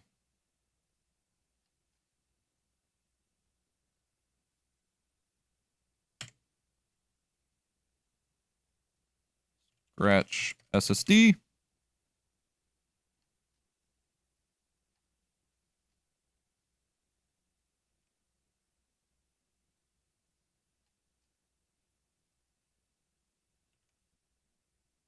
You will need to know what this emote looks like for you when you check Discord. What is that?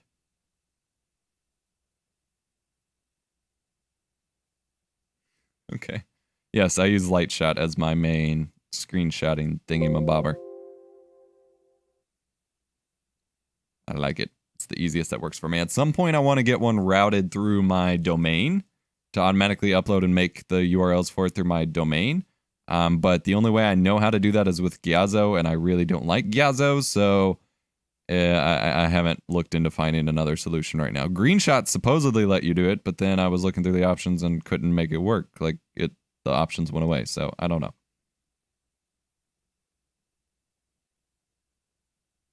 OP. I see. Okay. I see what you were doing. ShareX, maybe that was it. I don't know. I don't like, because once you install multiple screenshot programs, they start yelling at each other over the hotkey, and I just don't like it, so I've not looked into it much, because Lightshot works for me, it just doesn't run through my domain. Within my system. And my domain would route the images through Amazon S3 anyway, so when Amazon S3 goes down, Lightshot and my thing would go down anyway, so that doesn't save me much trouble. For the media cache files and scratch disks in Adobe. This speeds up video. All right, so I'll go to here, zoom out a little bit, and then I'll bring on the Adobe menu, pop it into AE.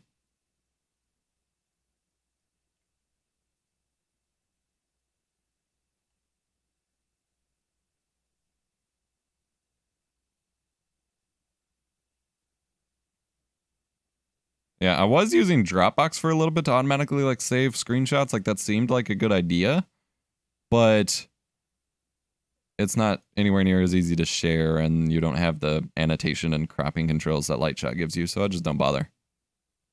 Your PSU, your power supply decided to kill itself. Nice. Editing tremendously, Congrats. especially when I'm editing footage shared over the network. This isn't an option in Vegas.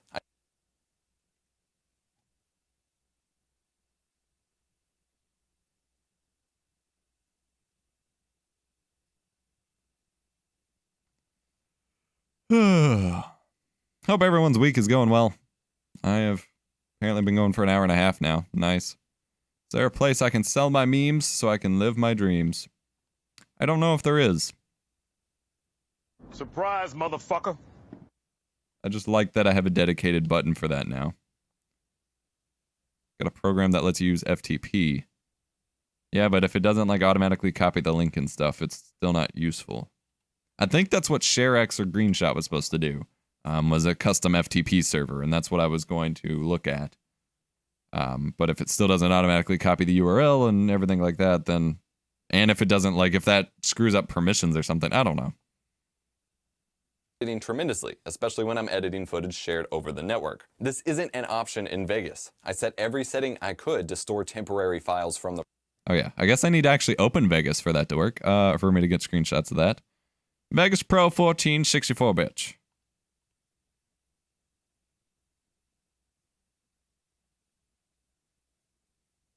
I streamed 3 hours this morning. I've been really enjoying daily streaming. I feel like Twitch has better stream audience than YouTube.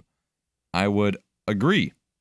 Anytime anyone asks me like where they should stream, my usual recommendation is that if you want to build a streaming audience and like find new people to view your stream and like build streaming as its own platform, that you should use Twitch. Twitch is the best place to build up that kind of audience, at least currently, in my opinion. I know Beam has a certain thing and other stuff. But if you're just looking to stream to your subscribers and have like a dedicated conversation with your subscribers, YouTube, if you already have a YouTube audience, is the best place to go. Because otherwise your subscribers won't necessarily know about the stream, and it's a direct like one-on-one access to the sub box. Whereas if you want to build a new streaming audience, I don't really think anyone's using YouTube to find new live streams, so there's not a whole lot of discovery for streams. But they still have a lot of work to do on the YouTube gaming platform.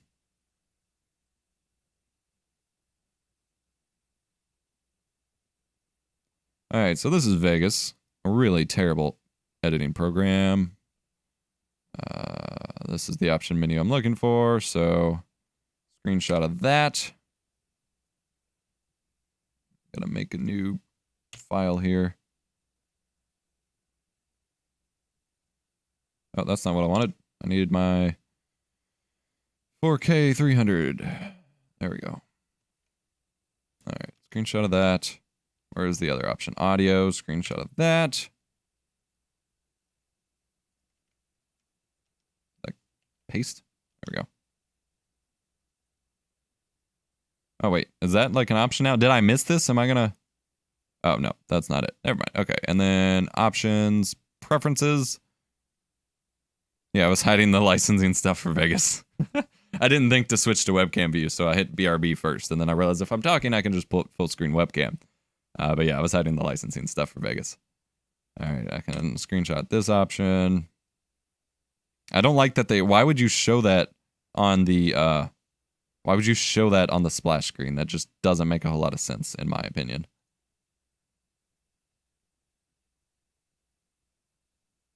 Oh, nice. Yeah. Actually taking the time. People always ask me, like, why would you bother setting up multiple scenes? Why not just put everything in one scene and switch them around? Like, it makes so much more sense to have good scenes. And once you use it, like, there is no going back.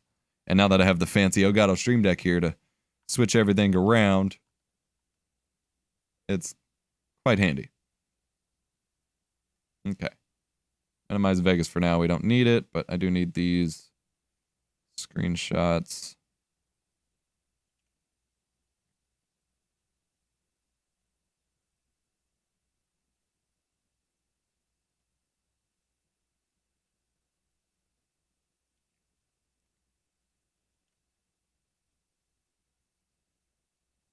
These meme shots. Am I right? I don't know if I'm right. That's why I'm asking, am I right?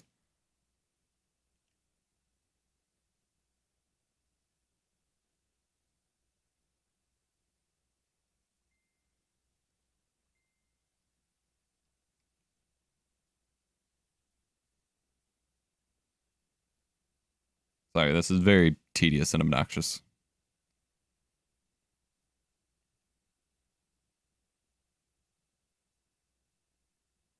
There we go. And of course, I still have to chop off the edge here. All right, move this one over. Ooh, I'm not going to be able to fit all four here. Okay, that's good to know.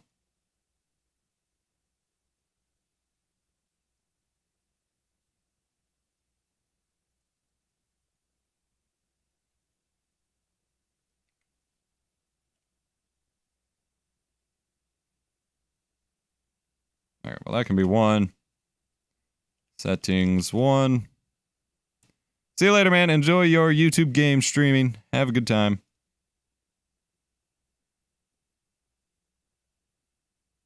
Then I can just make this settings 2.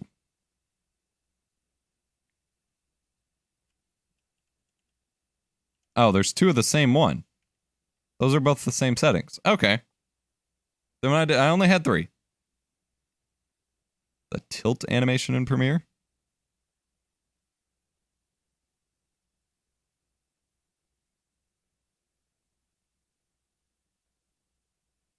I'm just trying to get through this quickly because we're only like 2/3 of the way through the video.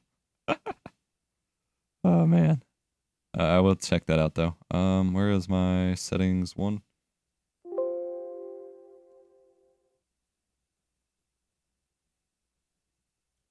Resetting. I've never used tilt apparently. There's tilt shift. That's a new blue effect. You just mean like rotate? Actually, yeah, if I do import those as separate layers, hang on. That would be better for me. So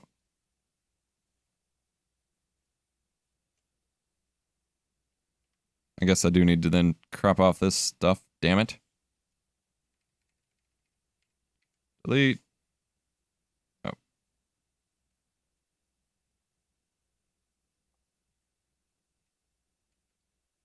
Delete. S1.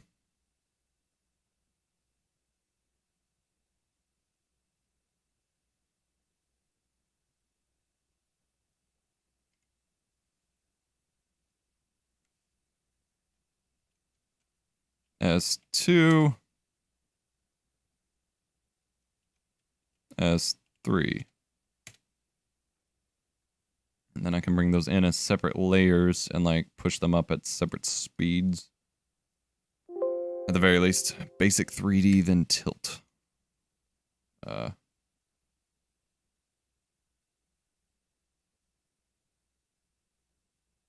shadow. All right, basic 3D. Where is that? Video effects. I don't have a basic 3D option. Huh?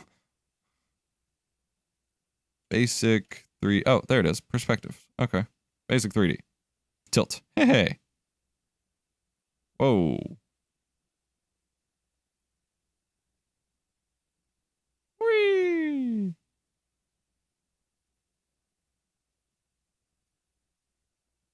Whoa. Okay, that's cool. That's cool. I would have to like rush it though. So I'd have to like start there with an opacity of 0. All right, keyframe that. Could to store temporary file. Bam. Set opacity back to... Actually, opacity needs to be set way sooner than that. Hang on. Opacity needs to go back to 100 like right here. And then come out here. This is really cheesy, but I fucking love it. Oh, not a negative number. 0. All right, how does that look remotely usable? I could to store temporary files from the program. That was a little like that as drawn out. We do it like that. I could to store temporary files from the. It's kind of cool. Like it's probably way too cheesy, but I think it's kind of cool. I could to store. That's not even what you were suggesting either, though. That's the funny part. You were suggesting playing around with like that. For like a slow motion pan. Okay, I can do that. All right, let's move back to our keyframe here. Kapow! Yes.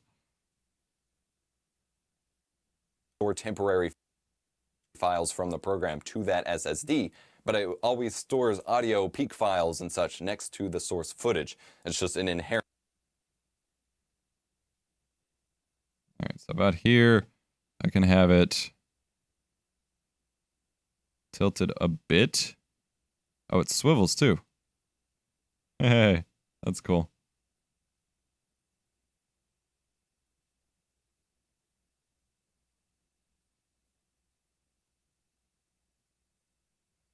Why not? Just have fun with it, huh? Temporary files from the program to that SSD, but it always stores audio peak files and such next to the source. Oh, the swivel wasn't keyframed. Shit. Keyframe. 0. Store temporary files from the program to that SSD, but it always stores audio peak files and such next to the source footage. It's just an inherent part of the program. Alright, that looks dumb. I screwed it up. Program to that SSD. I'll just do the pop in for a minute. Files from. I'll learn. Thank you for recommending that like effect. I will figure that out later because that could be fun to play with. All right. Then have about here for that one to pop in. All right, let's. I could to store temporary files from the program to. Oh, do I still have tilt applied? Oh, I have swivel applied. Oh. Hold up. I didn't realize that was happening. Undo all the keyframes. Yeah, there we go. Could to store temporary files from the program to that SSD. All right, so that one's tilted.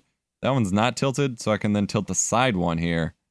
And then it will seem like there's like a trifold kind of effect, if you get what I'm saying. Let me paste that in. It, you know, it kind of like folds outward and seems a little 3D that way. Could to store temporary files from the program to. Actually, that one needs to come in right about there. I could to store temporary files from the program to that SSD, but it always stores. Oh, it doesn't feel tilted anymore. What? Oh, this is that still has the swivel applied to it. Okay. -6. No, wrong one.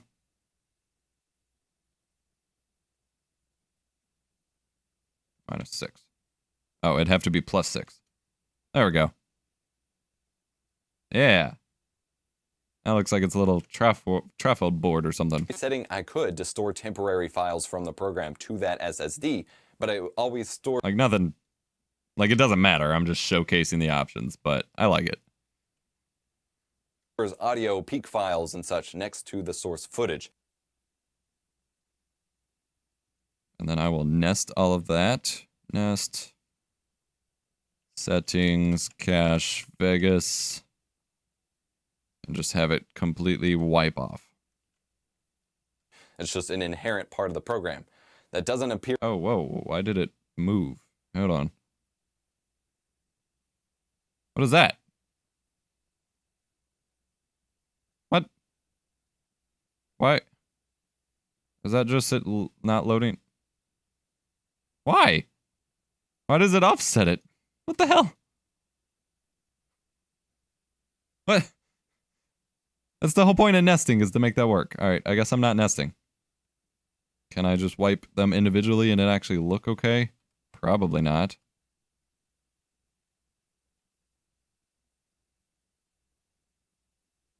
Let's try it that way. Nope, it offsets it for that too. What in the hell?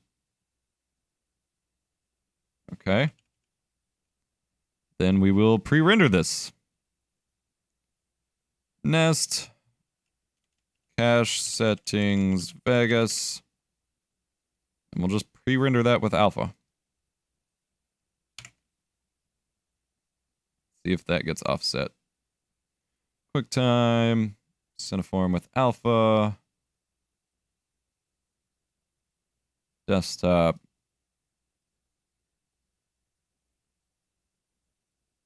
Export. Let's hope this doesn't tank my stream real quick.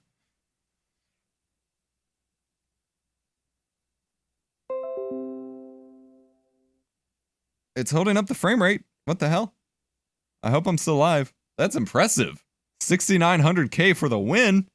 I'm not dropping any frames. Holy shit. Oh, the bitrate's kind of crapping out though. That's...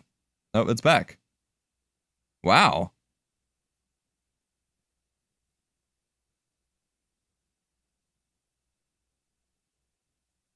Oh, actually, your idea is better anyway. This was a cool test to prove that I could render while I'm streaming. Wow, that was cool. Okay. I'm going to cut that out for a separate video I'm actually doing. What time slot is that? 1:52. 1:52. render while streaming.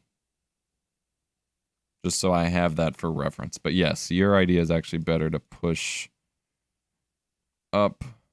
Actually, no, you said down. That's probably better. Down, right, left. Although I feel like this whole plugin will just shift them, so we'll see. Because it's the same plugin I'm using. Yep, the whole plugin offsets it. That's... I could use normal slide, I guess. Less fun. Video transitions, slide, push. Do I get to pick a direction? Down. There we go. Oh, no, that's up. Down. Oh, that's boring. Ew, that looks terrible. Do it with keyframes, then I can apply After Effects motion. Yeah, I know.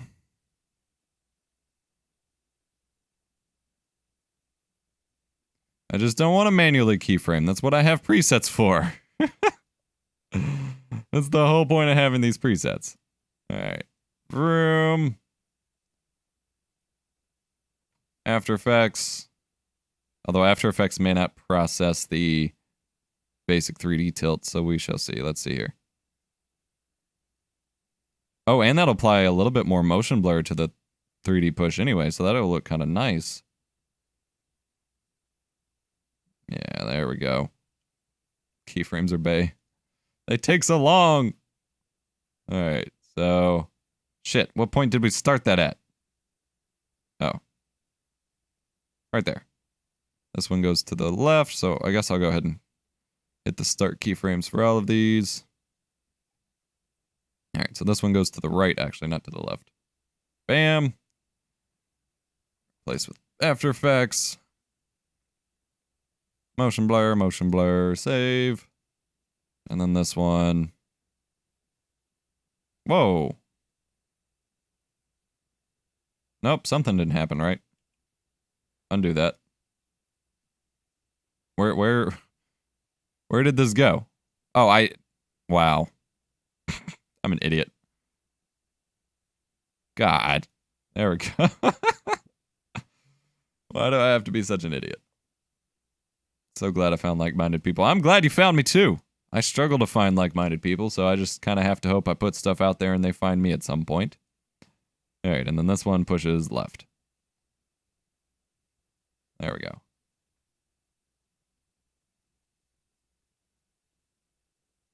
Alright, hopefully that'll look good now. We shall see. I may not even want to process this. I could to store temporary files from the program to that SSD, but it always stores audio peak files and such next to the source footage. It's just an inherent part of the program. That doesn't appear to be an option. It's a little slow, but honestly, if I go and change that, I'd have to redo all this, so can't say I really care. What if I move those to like right there? Alright, so that's 918, so I can just go back to each of these. 918. Nope, 918. That didn't work. Why did that not work? Because 918's not even on here. Fun! Okay. Never mind. It doesn't matter if it's slow. No one's honestly gonna notice. Or I could speed it up here in Premiere, I guess. Just an inherent part of the program. Yeah, like I can start right here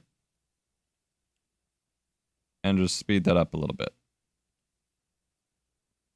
Program that doesn't. Whatever. To be honest, you're one of my favorite editors apart from Terran XD. Well, thank you. That means a lot.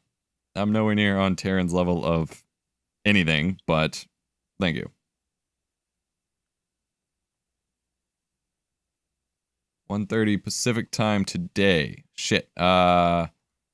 Pacific to Eastern. I believe that's a 3-hour time difference. Pacific time, 1:30 would be 4:30. Yes, I can. All right, so I have to be off the stream by 4:30. So I have about a little less than 2 hours. Not that I'll necessarily keep up for that long. Sweet. All right, I want to see this real quick. This is in my eyes, you're pretty close to Terran. Yeah, like, I guess we just have different workflows, and that's where things start to get a little different. See you later, G. Thank you for hanging out. Glad to have some answers, and I hope your videos are improved by the 1080p upscale and stuff like that. I do want to see what he means by sweet Faraday cage. And finally, I'm not sure what he's actually like referring to. this is an entire box of PCI Express cards. My electrostatic safe cardboard box. Okay, I get it. Haha, very funny. Just have that playing in the background so I don't nuke my own watch time here.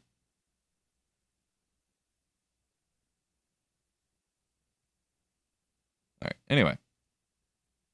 Back to Premiere. I'm glad we're getting through this. Like, I'm really glad this is like a good test run for graphics for streams and the like, so, or for benchmarks and the like.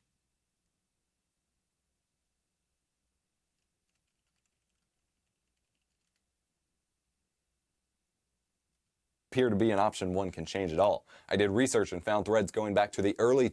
Oh, and here I have to pretend I can recreate the same Google search. Change peak file location Vegas Pro. I don't remember what I originally searched for. This is why I should screenshot everything. Ah, this might actually be it though. 2008. Yeah.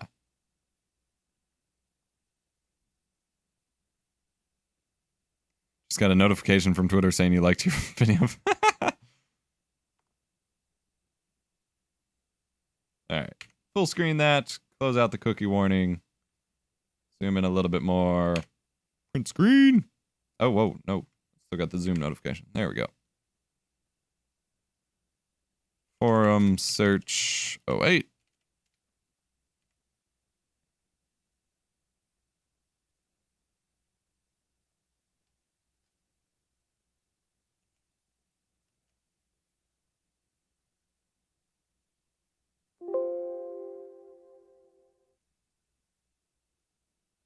I did research and found threads going back to the Alright, so we're going to early 2000s.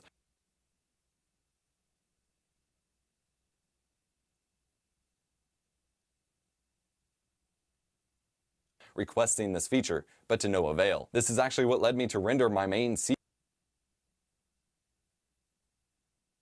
drive instead of over the network in the first place. Actually, what am I doing? That needs to be pretty quickly after that.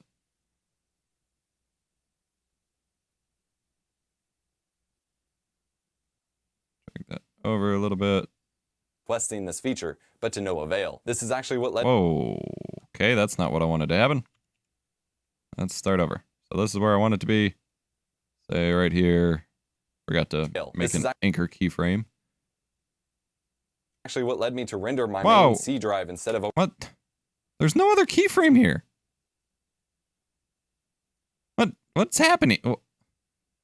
There's no. Oh, yeah, there is. What the hell? Render my main C drive instead of over the network in the first. Okay. I hate keyframes. Have you used Lightroom before? Yes. I need to update my libraries and import some pictures, but I very casually use it to maintain my photography library. I don't do a great job at it, and I only just learned to set it up a couple months ago because it doesn't run very well, and I had a decade of pictures to try to archive, and the automated process wasn't great, and so I had to do a lot manually and yada yada, but I do maintain a collection in Lightroom.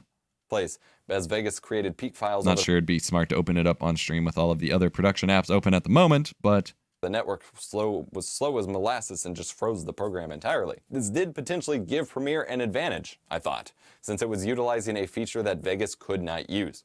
So I changed the project settings to store peak and cache files next to the source footage. All right, I'm not. The B-roll I want for this is for me to go to preferences, actually to go to file, project settings, scratch disks, and to clear that out and reset it. I guess I could record that with OBS later, so I'll make a marker but I can't record that right now, and I don't want to do that while I'm editing the project, so I'd have to pull up a different project. Very annoying. Cache files next to the source footage, closed Premiere, deleted the old files, opened it back up and allowed it to generate new data, and rendered again, expecting a slowdown. Maybe results more similar to Vegas. Nope, nope, nope, nope. I was way wrong. Renders went faster, marginally. Since the drive the files were stored on was a PCIe NVMe drive that is way faster than my normal. Actually, I can actually pull in some B-roll of that. That's my graphics card. Oh, hey, it focuses on that too. Okay. A NVMe drive that is way faster than my normal. And this is where I can pull in a speed test, which I will run with my AGA system test. Which again, I can't record right now. Ah, this is annoying. All right, what if I use shadow play? Is that going to screw everything up? Alt-Z. Oh, why did they change this? Turn off. Oh, what? Turn off. There we go. Privacy control. I really wish this was easier to set up here. All right, done. All right. Alt F10. No, it's not recording the desktop. What? Is it hooked on something? I think it was hooked on something I opened at some point. But that shouldn't be open anymore. Oh. Excel?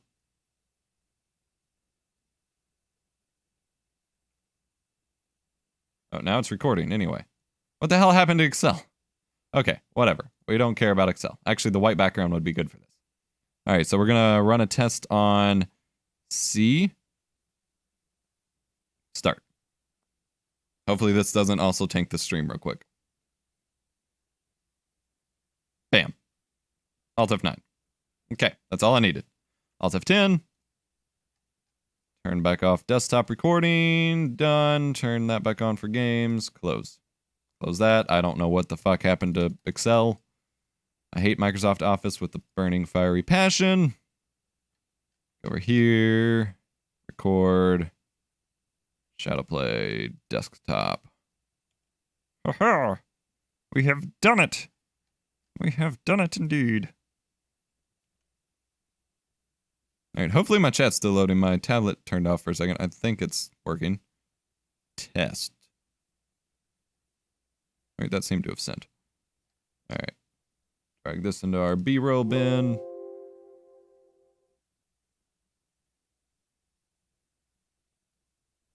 What's up, Simcato? How's it going? Everyone's repeating my test, so that must mean it's working. Then we can just do a wham bam. Yep, the white background works perfectly.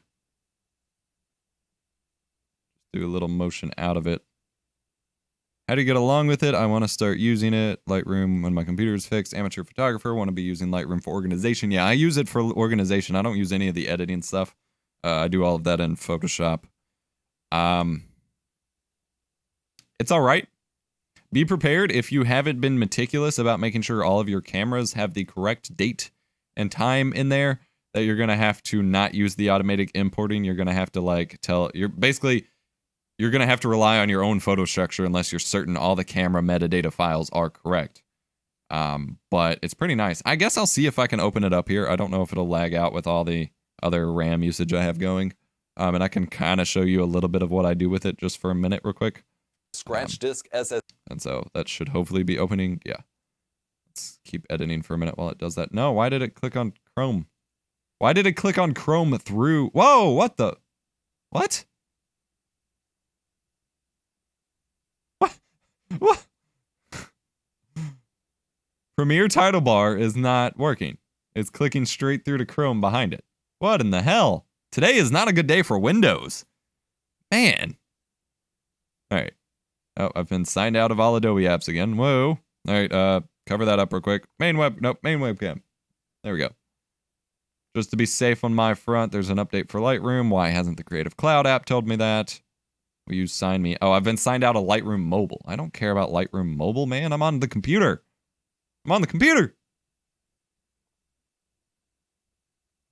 Okay, or not. Come on. No, don't close Adobe Photoshop.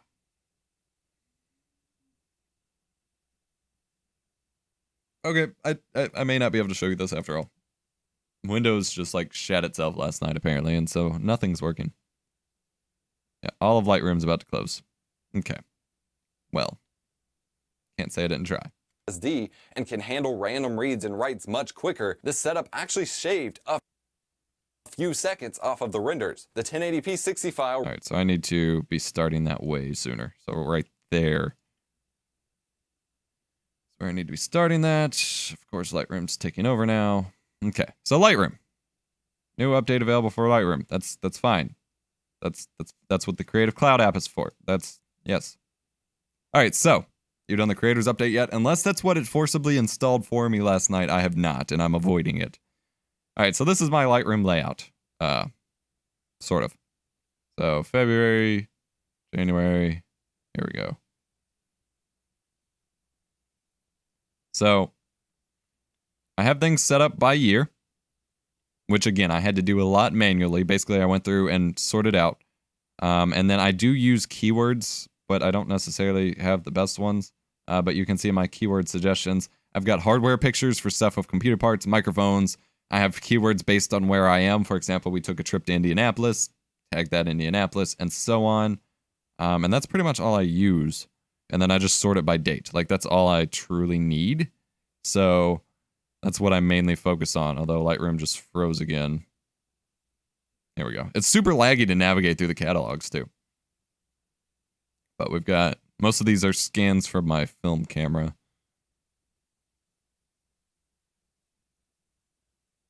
But I guess there was nothing really to show you here. I thought I might have something to offer. I don't really. We've got stuff. But I have thousands of pictures, so I utilize it heavily. Fairly straightforward to work with, I guess. Hang on. I'm going to close Lightroom here. Quit. Skip this time. The camera to use for photography. Well, I had some point and shoots, and then I bought my T3i back in 2012, and then a little photography on my G7. And then for film photography, my Minolta X370. All right, so this is my actual pictures folder. So I have normal photography stuff, like actual photography photos, and then like pictures of friends from my cell phones and things like that, sorted by year. So 2007 to 2017. But then I went through when I set up Lightroom, since I didn't want that crowding Lightroom, I separated out my phone dumps. Anything that I don't consider particularly artsy or important goes in there if it's from my phone. Just so that it's separated. Screenshots are separated. Time-lapse pictures, because that's like hundreds of pictures at once. Memes and internet pictures, and then wallpapers, screenshots, and so on. And then each of those folders are divided up by year as well. Just to make it a little bit easier on myself. Alright, so we need to start this clip back at this point here. For the speed test. SSD and can handle random reads and writes much quicker. This setup actually shaved a few seconds off of the renders. The 1080p. And then we will wipe off of that onto a benchmark. Screenshot of my pictures folder. Sure.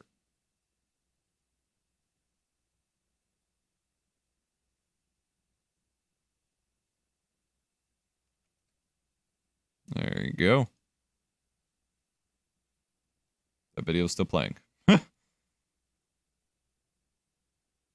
so many comments today. Whee! Can OBS be used to zoom into desktops and screen recordings instead of Camtasia? No, I do my zooming in editing. No one seems to understand sometimes like what editing is whenever they're like, how did you do that? I can't do that in OBS. And I'm like, this is a clearly very like edited video. I did that in video editing. That's the whole point of production. Oh, wait. I just transferred that to a After Effects file, but I actually didn't do any zooming out here. Just a tiny bit. A little bit of motion there.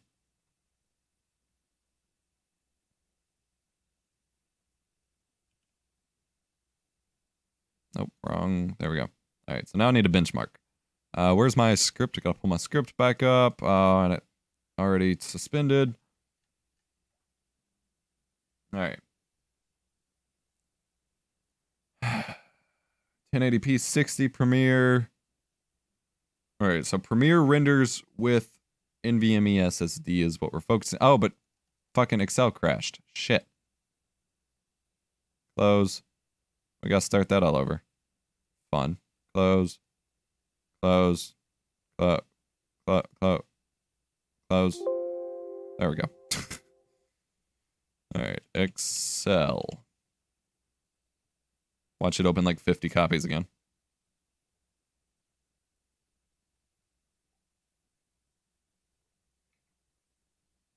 Nope, just the one. Okay, blank workbook. Oh, and it has an autosave of what we were working on. Perfect. Saves me a little bit of effort. All right. So I can't see the title again. Premiere Pro renders with NVMe SSD cache drive. All right, make that all white again. All right, so 1080p 60 rendered at 451 for 4K 30 rendered in 824.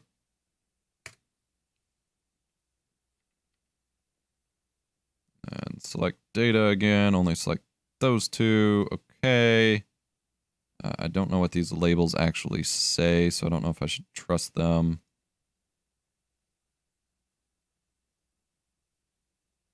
"4K 30, 1080p 60. Yeah, that's fine. Okay.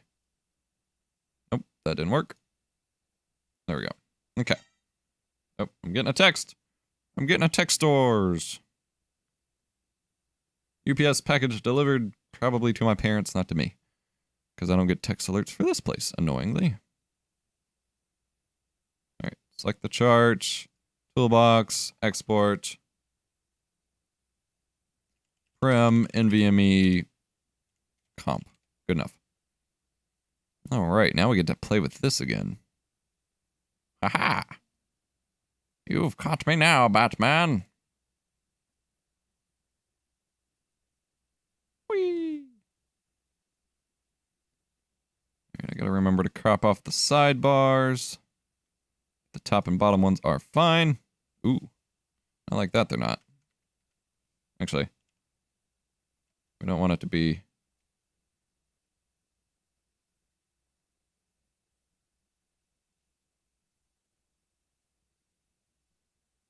There we go.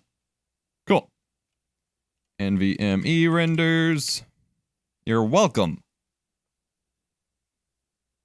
For the screenshot. Hopefully that's not like revealing any secrets of mine. I can't imagine it is. Alright. Hello, Photoshop file. There we go.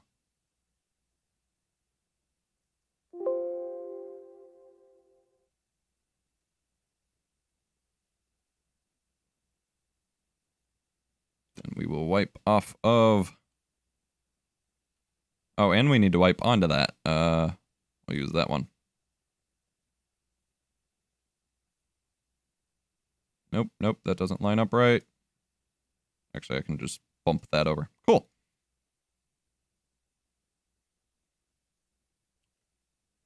.60 file rendered at 4 minutes and 51 seconds.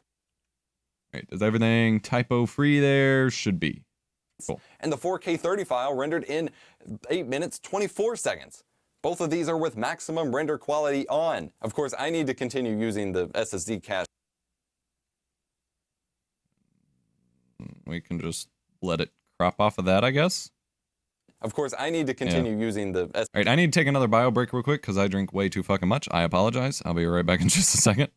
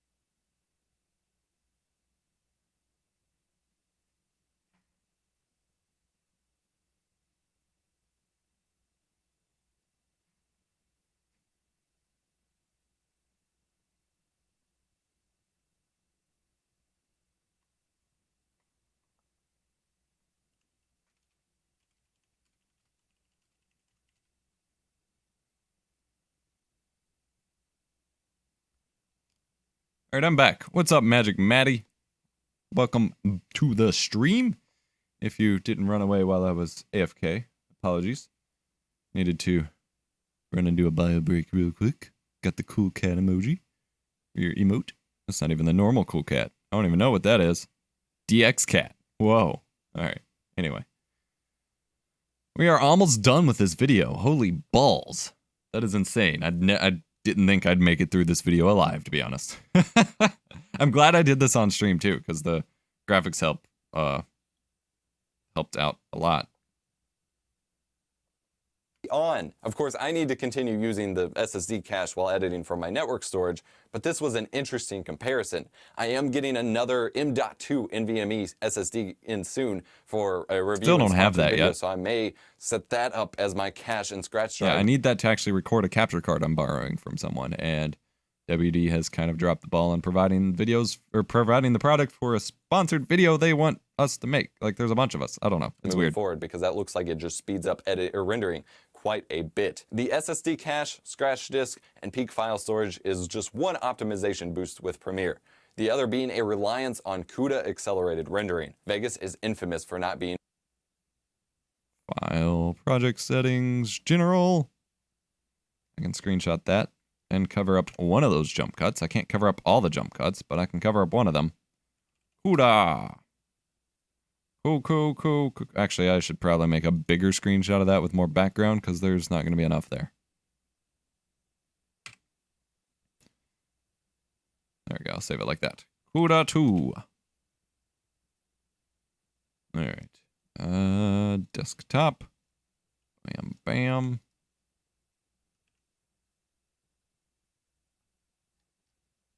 CUDA 2.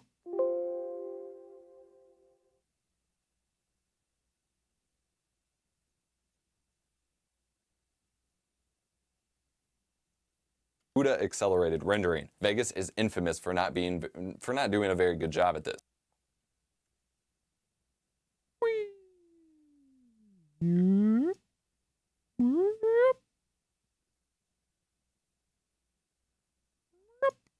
we go. Alrighty.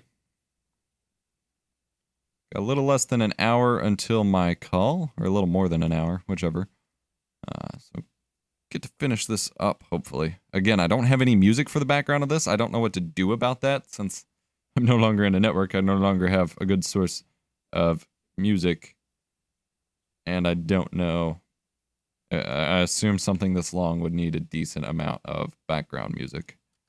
CUDA accelerated rendering. Vegas is infamous for not doing a very good job at this. It recognizes my GTX 1080 and knows to use it, but that didn't seem to matter. Either way, this was quite the interesting little adventure. I love doing stuff like that. All right, we're going to make one more chart here, just for, like, proving that we can do a thing, I guess. Vegas versus Premiere. Best render times. Let me make sure that's okay looking. Yes. All right. And then 1080p 60. Premiere. 4K 30. Premiere. 1080p 60. Vegas. 4K 30 Vegas. Excuse me. And find my script again.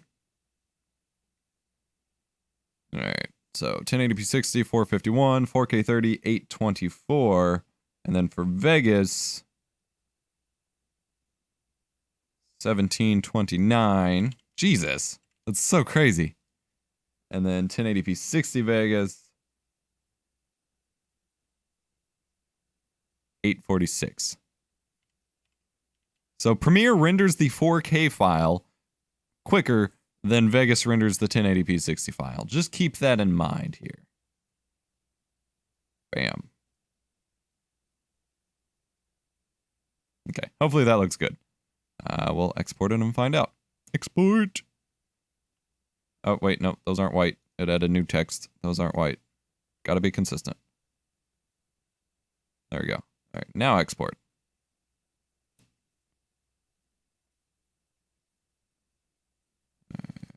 Export. Beg v prim best.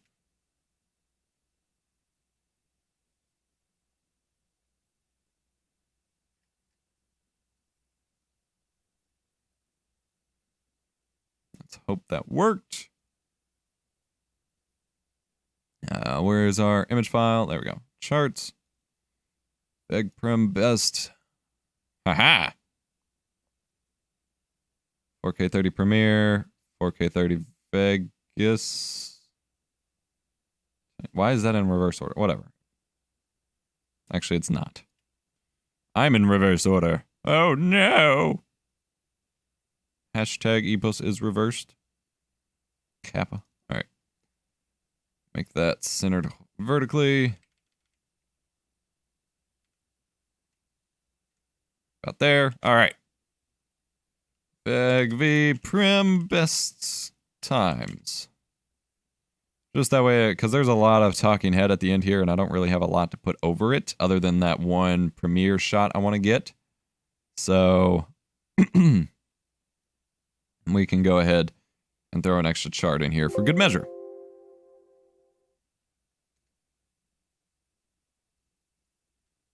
Matter. Either way, this was quite the interesting little adventure. I love doing All right. Push on. stuff like this. I just That look okay? Looks good to me. don't always have the right motivation. Want to see more? Leave me a suggestion in the comments down. Otherwise, smash.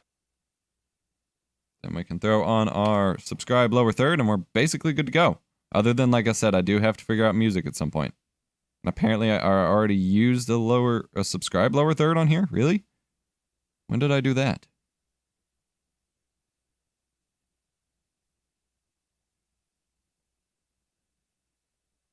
I don't see it. L32. Oh, there it is. L34 subscribe. Wow. That's a lot of lower thirds at the start of the video. No, thank you. Delete that one. There we go. Play it back now, y'all.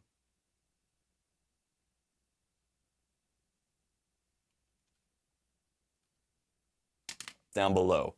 Otherwise, smash the like button if you enjoyed, get subscribed for more awesome tech videos and just rabbit holes of tech madness like today, and I'll catch you in the next. Hold up, because this is going to be a cut, so I need it kind of starting out underneath here. One. Yeah, that. And I don't know if I already saved that out, but that's going to be the thumbnail.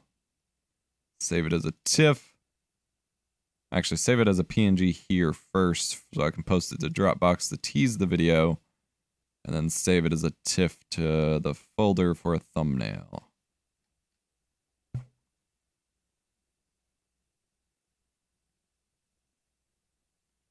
Thumbnail image.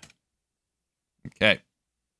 So the question is, for you guys to give a little feedback if necessary, is whether or not we need music on this long technical video.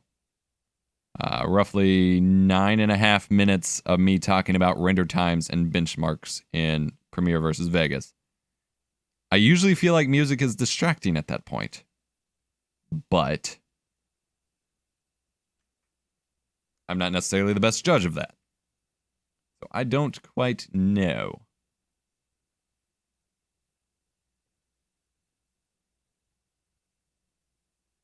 But I don't have music at the moment anyway, so we're going to save this project, and we are done, like, for the purposes of this stream with that video.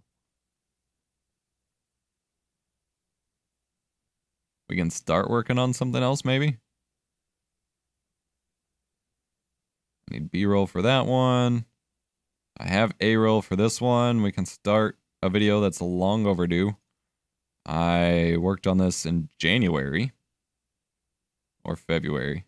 No, December or January. Jesus. Yeah, December. I originally shot this in December. So we should work on that next. You can hum.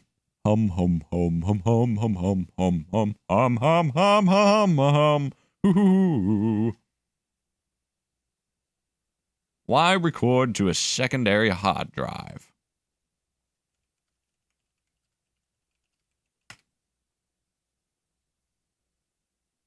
Close out of our After Effects composition.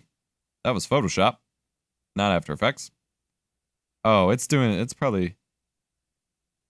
Yep, what just happened? The title bars aren't working for Premiere and After Effects. What the fuck, man? What is going on today? I bet it was something to do with that stupid Windows update. All right. Thinking of teaching an online course in memes. Okay. Have fun. All right, we're going to make our bins here. As usual.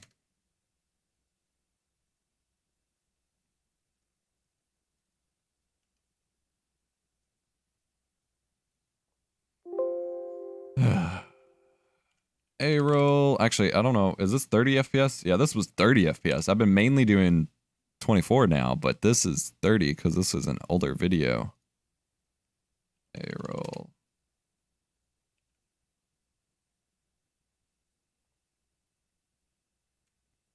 Had to go for a bit. What's new? We're switching projects, but I was looking for feedback on whether or not I should have music on a 9.5-minute video talking about technical things. All right, waiting on that to switch up here, or to load the peak files.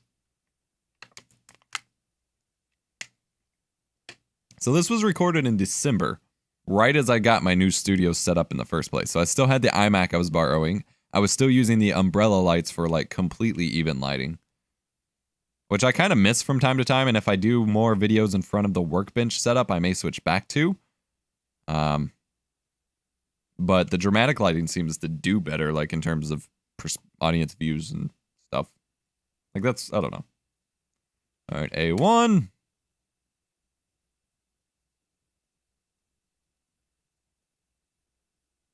Oh, I don't think I color corrected the A-roll on the Vegas video either. Oh well. If I'm doing music, I'll go back and remember it. And let's see if this is synced up. For recording videos on my channel, be it with XSplit. Yes, it is. I don't think I'm perfectly in focus there. Oh well. Do you not use a template for Premiere? Do you make all your folders per project? I make all my folders per project because you can't make actual template files in Premiere. You can only just save a project and then save it elsewhere. And I never remember to say, like, 1 out of 3 times will I actually remember to save it as a new project. Otherwise, since it's there, I'm so muscle memoried used to hitting Control S to save a project that I wind up saving over the template and then have to delete everything out, and it wastes way too much time when I can just make a couple bins real quick, because making those bins does not cost me any time. And since I have a keyboard that pastes in all of my sound effects and stuff, having an actual template doesn't actually do anything for me. I record second HDD. And this is another video where I don't have any like proper B-roll for it, so I've put it off since December now. So this is now 4 months worth of putting this video off. By the way, we are halfway through the month. I quit Freedom, or, you know, for me, I didn't tell them until later in the month, but for me, I quit Freedom at the end of March. We're already halfway through my first month of not working for them. It's so crazy to be approaching the end of the month and not freaking out about whether or not they're going to pay me or if I need to catch up on work for them. That's pretty crazy. I've talked a lot about utilizing a secondary hard. All right, we'll go ahead and throw our lower third on there.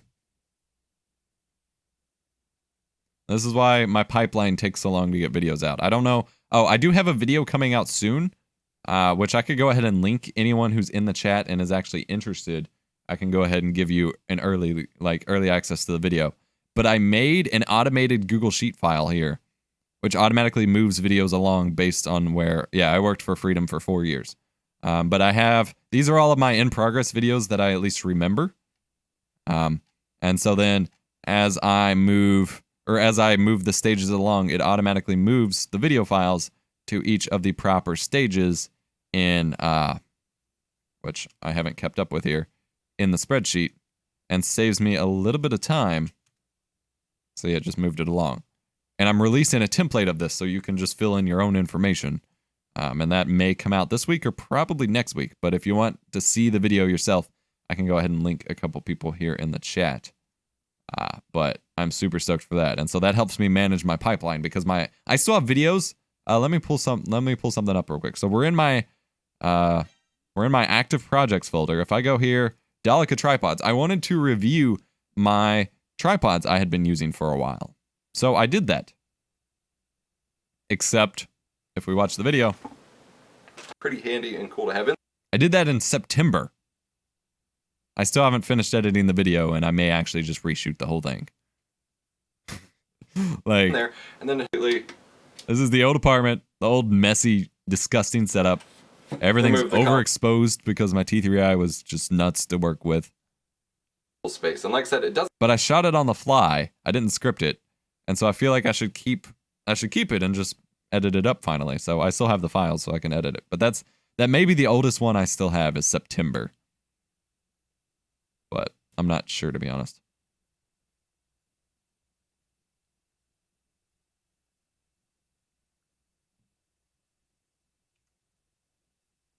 All right, I'll link you the video real quick here. Oh, I closed my Twitch dashboard. Oh well. Actually, not oh well, because I need to link it in the Twitch dashboard.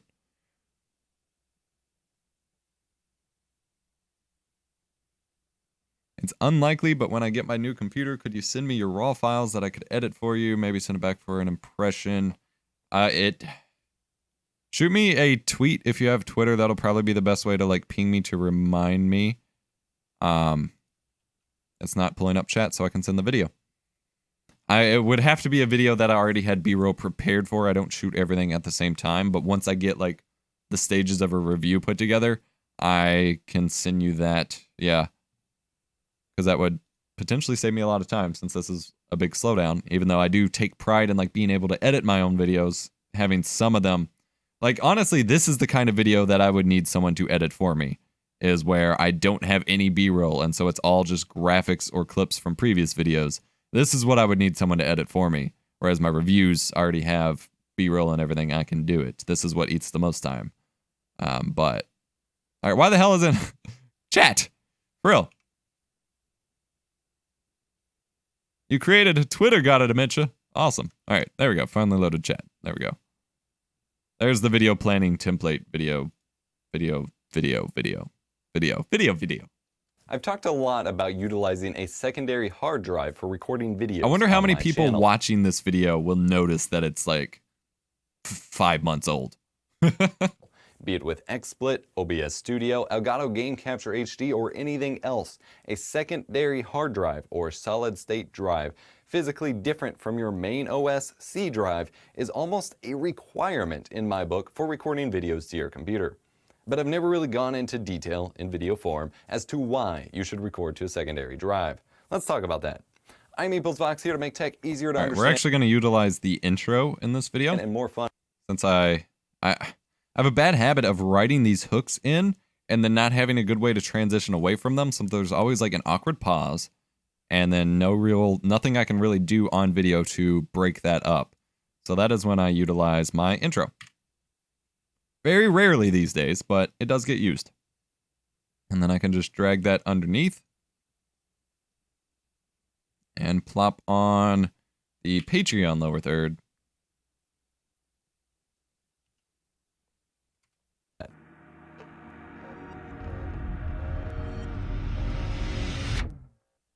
I'm EposVox, here to make tech easier to understand and more fun via free educational videos. There are two main reasons you'd want to use a secondary disk drive to record to.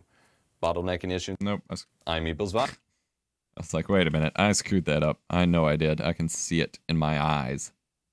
Oh, did I start over again? Oh my god. The biggest Okay. No. You could tell I just did not want to shoot this video. I was like, I'm tired of telling people how to do this. I don't want to shoot a whole video on it, but I need to. Here to make tech easier to understand and more fun via free educational videos. There are two main reasons you'd want to use a secondary disk drive to record to. Bottlenecking issues affecting the performance and quality of your recording, and the durability of your system on the whole. And the need for a jump cut. Yay. The biggest issue that The biggest issue that you're Oh my god. How many times did us? the biggest issue that Jesus. So many screwed up takes. All right, so we definitely want B-roll to cover that cut for one. Can you check me out? Follow on Twitter. Link your... Well, you can't link your Twitter. It'll kick you. You are at Ben Green Photo.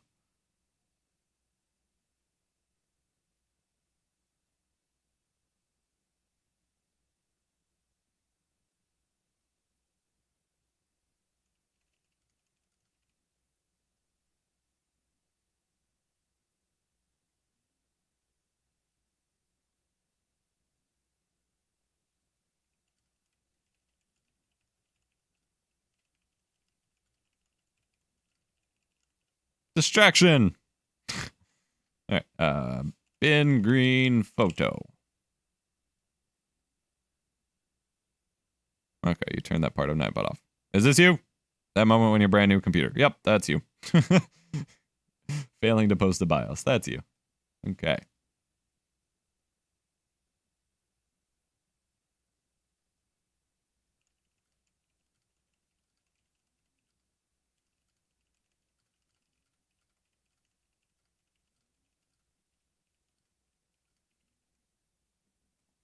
Oh, UPS is here. I'll be right back in just a second.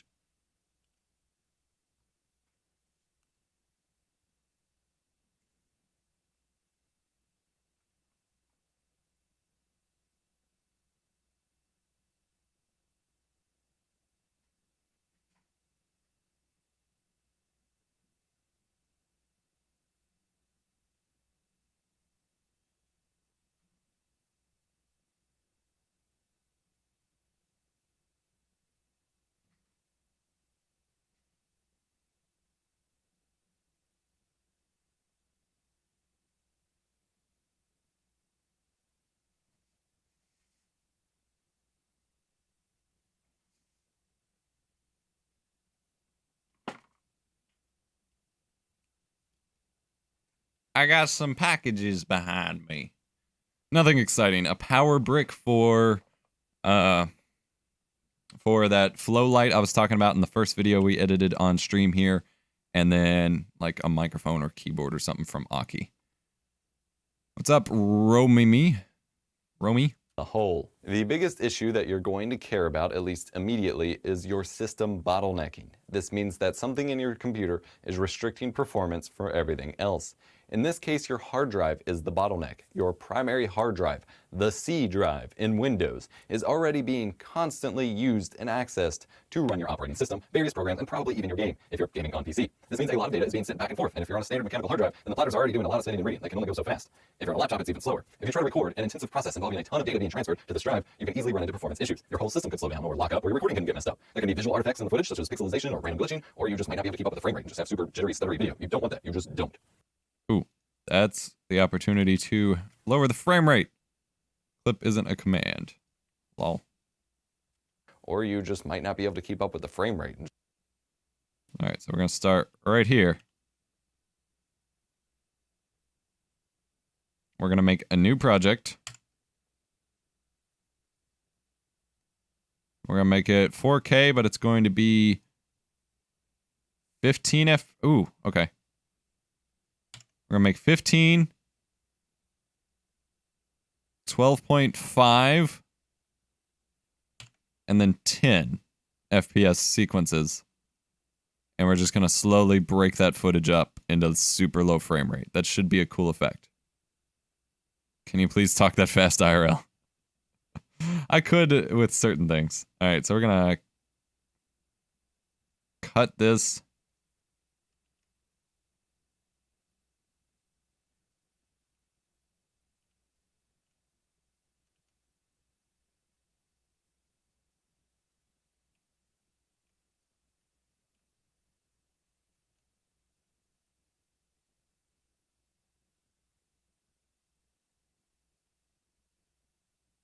All right.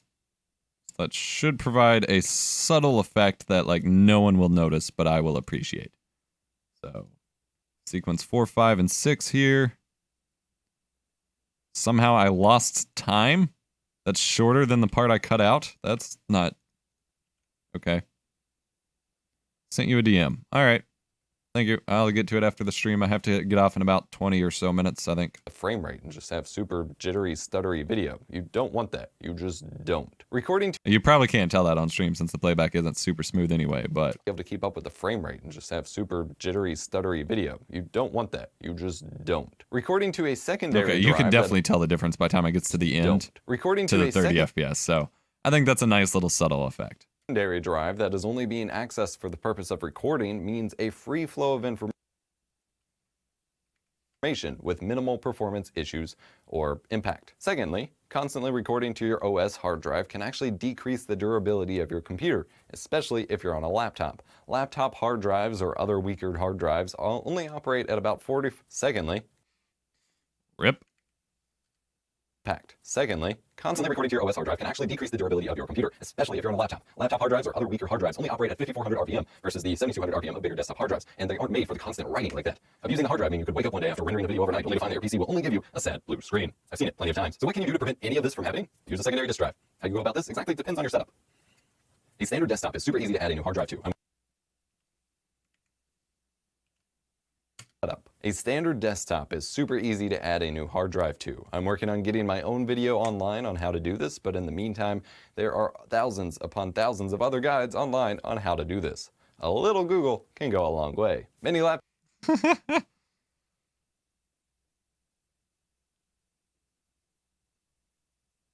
I can confirm he only sends me lewd DMs. can go a long way. Many laptops, especially ones under $500, don't have the option for a secondary hard drive slot. If yours does, go ahead and add it in. The screws are usually fairly well labeled.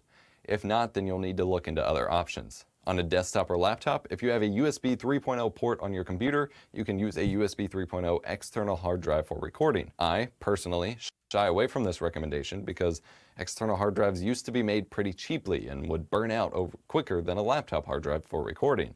Nowadays, they're pretty No problem. I put it together over the past week or so. It is something I used in college, but then I forgot about it, and then I was reminded of it by Taryn, and I put it back together, and I just wanted to share it because it's a really handy tool, and it's hard to explain how to make it yourself without just like making it and walking you through it. good. You want to use a USB And if you come up with any cool like mods to it, let me know.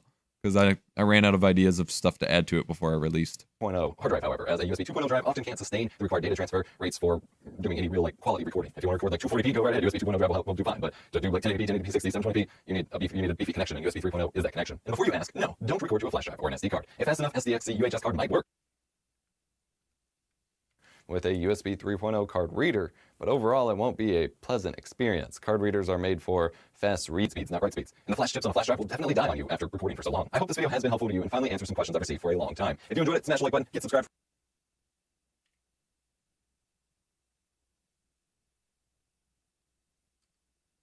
Subscribe for more awesome tech videos. My name's EposVox, and I will see you next time. All right. Sweet. So that's the A-roll for that.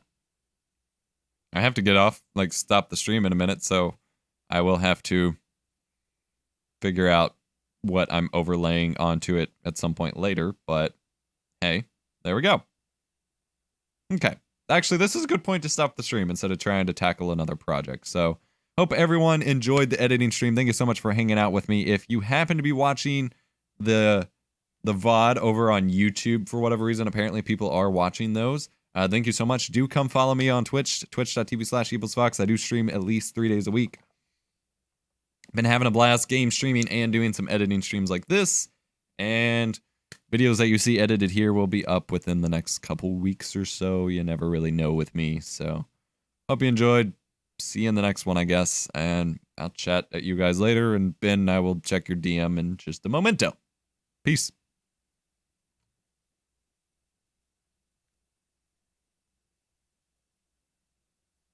You too, Ben.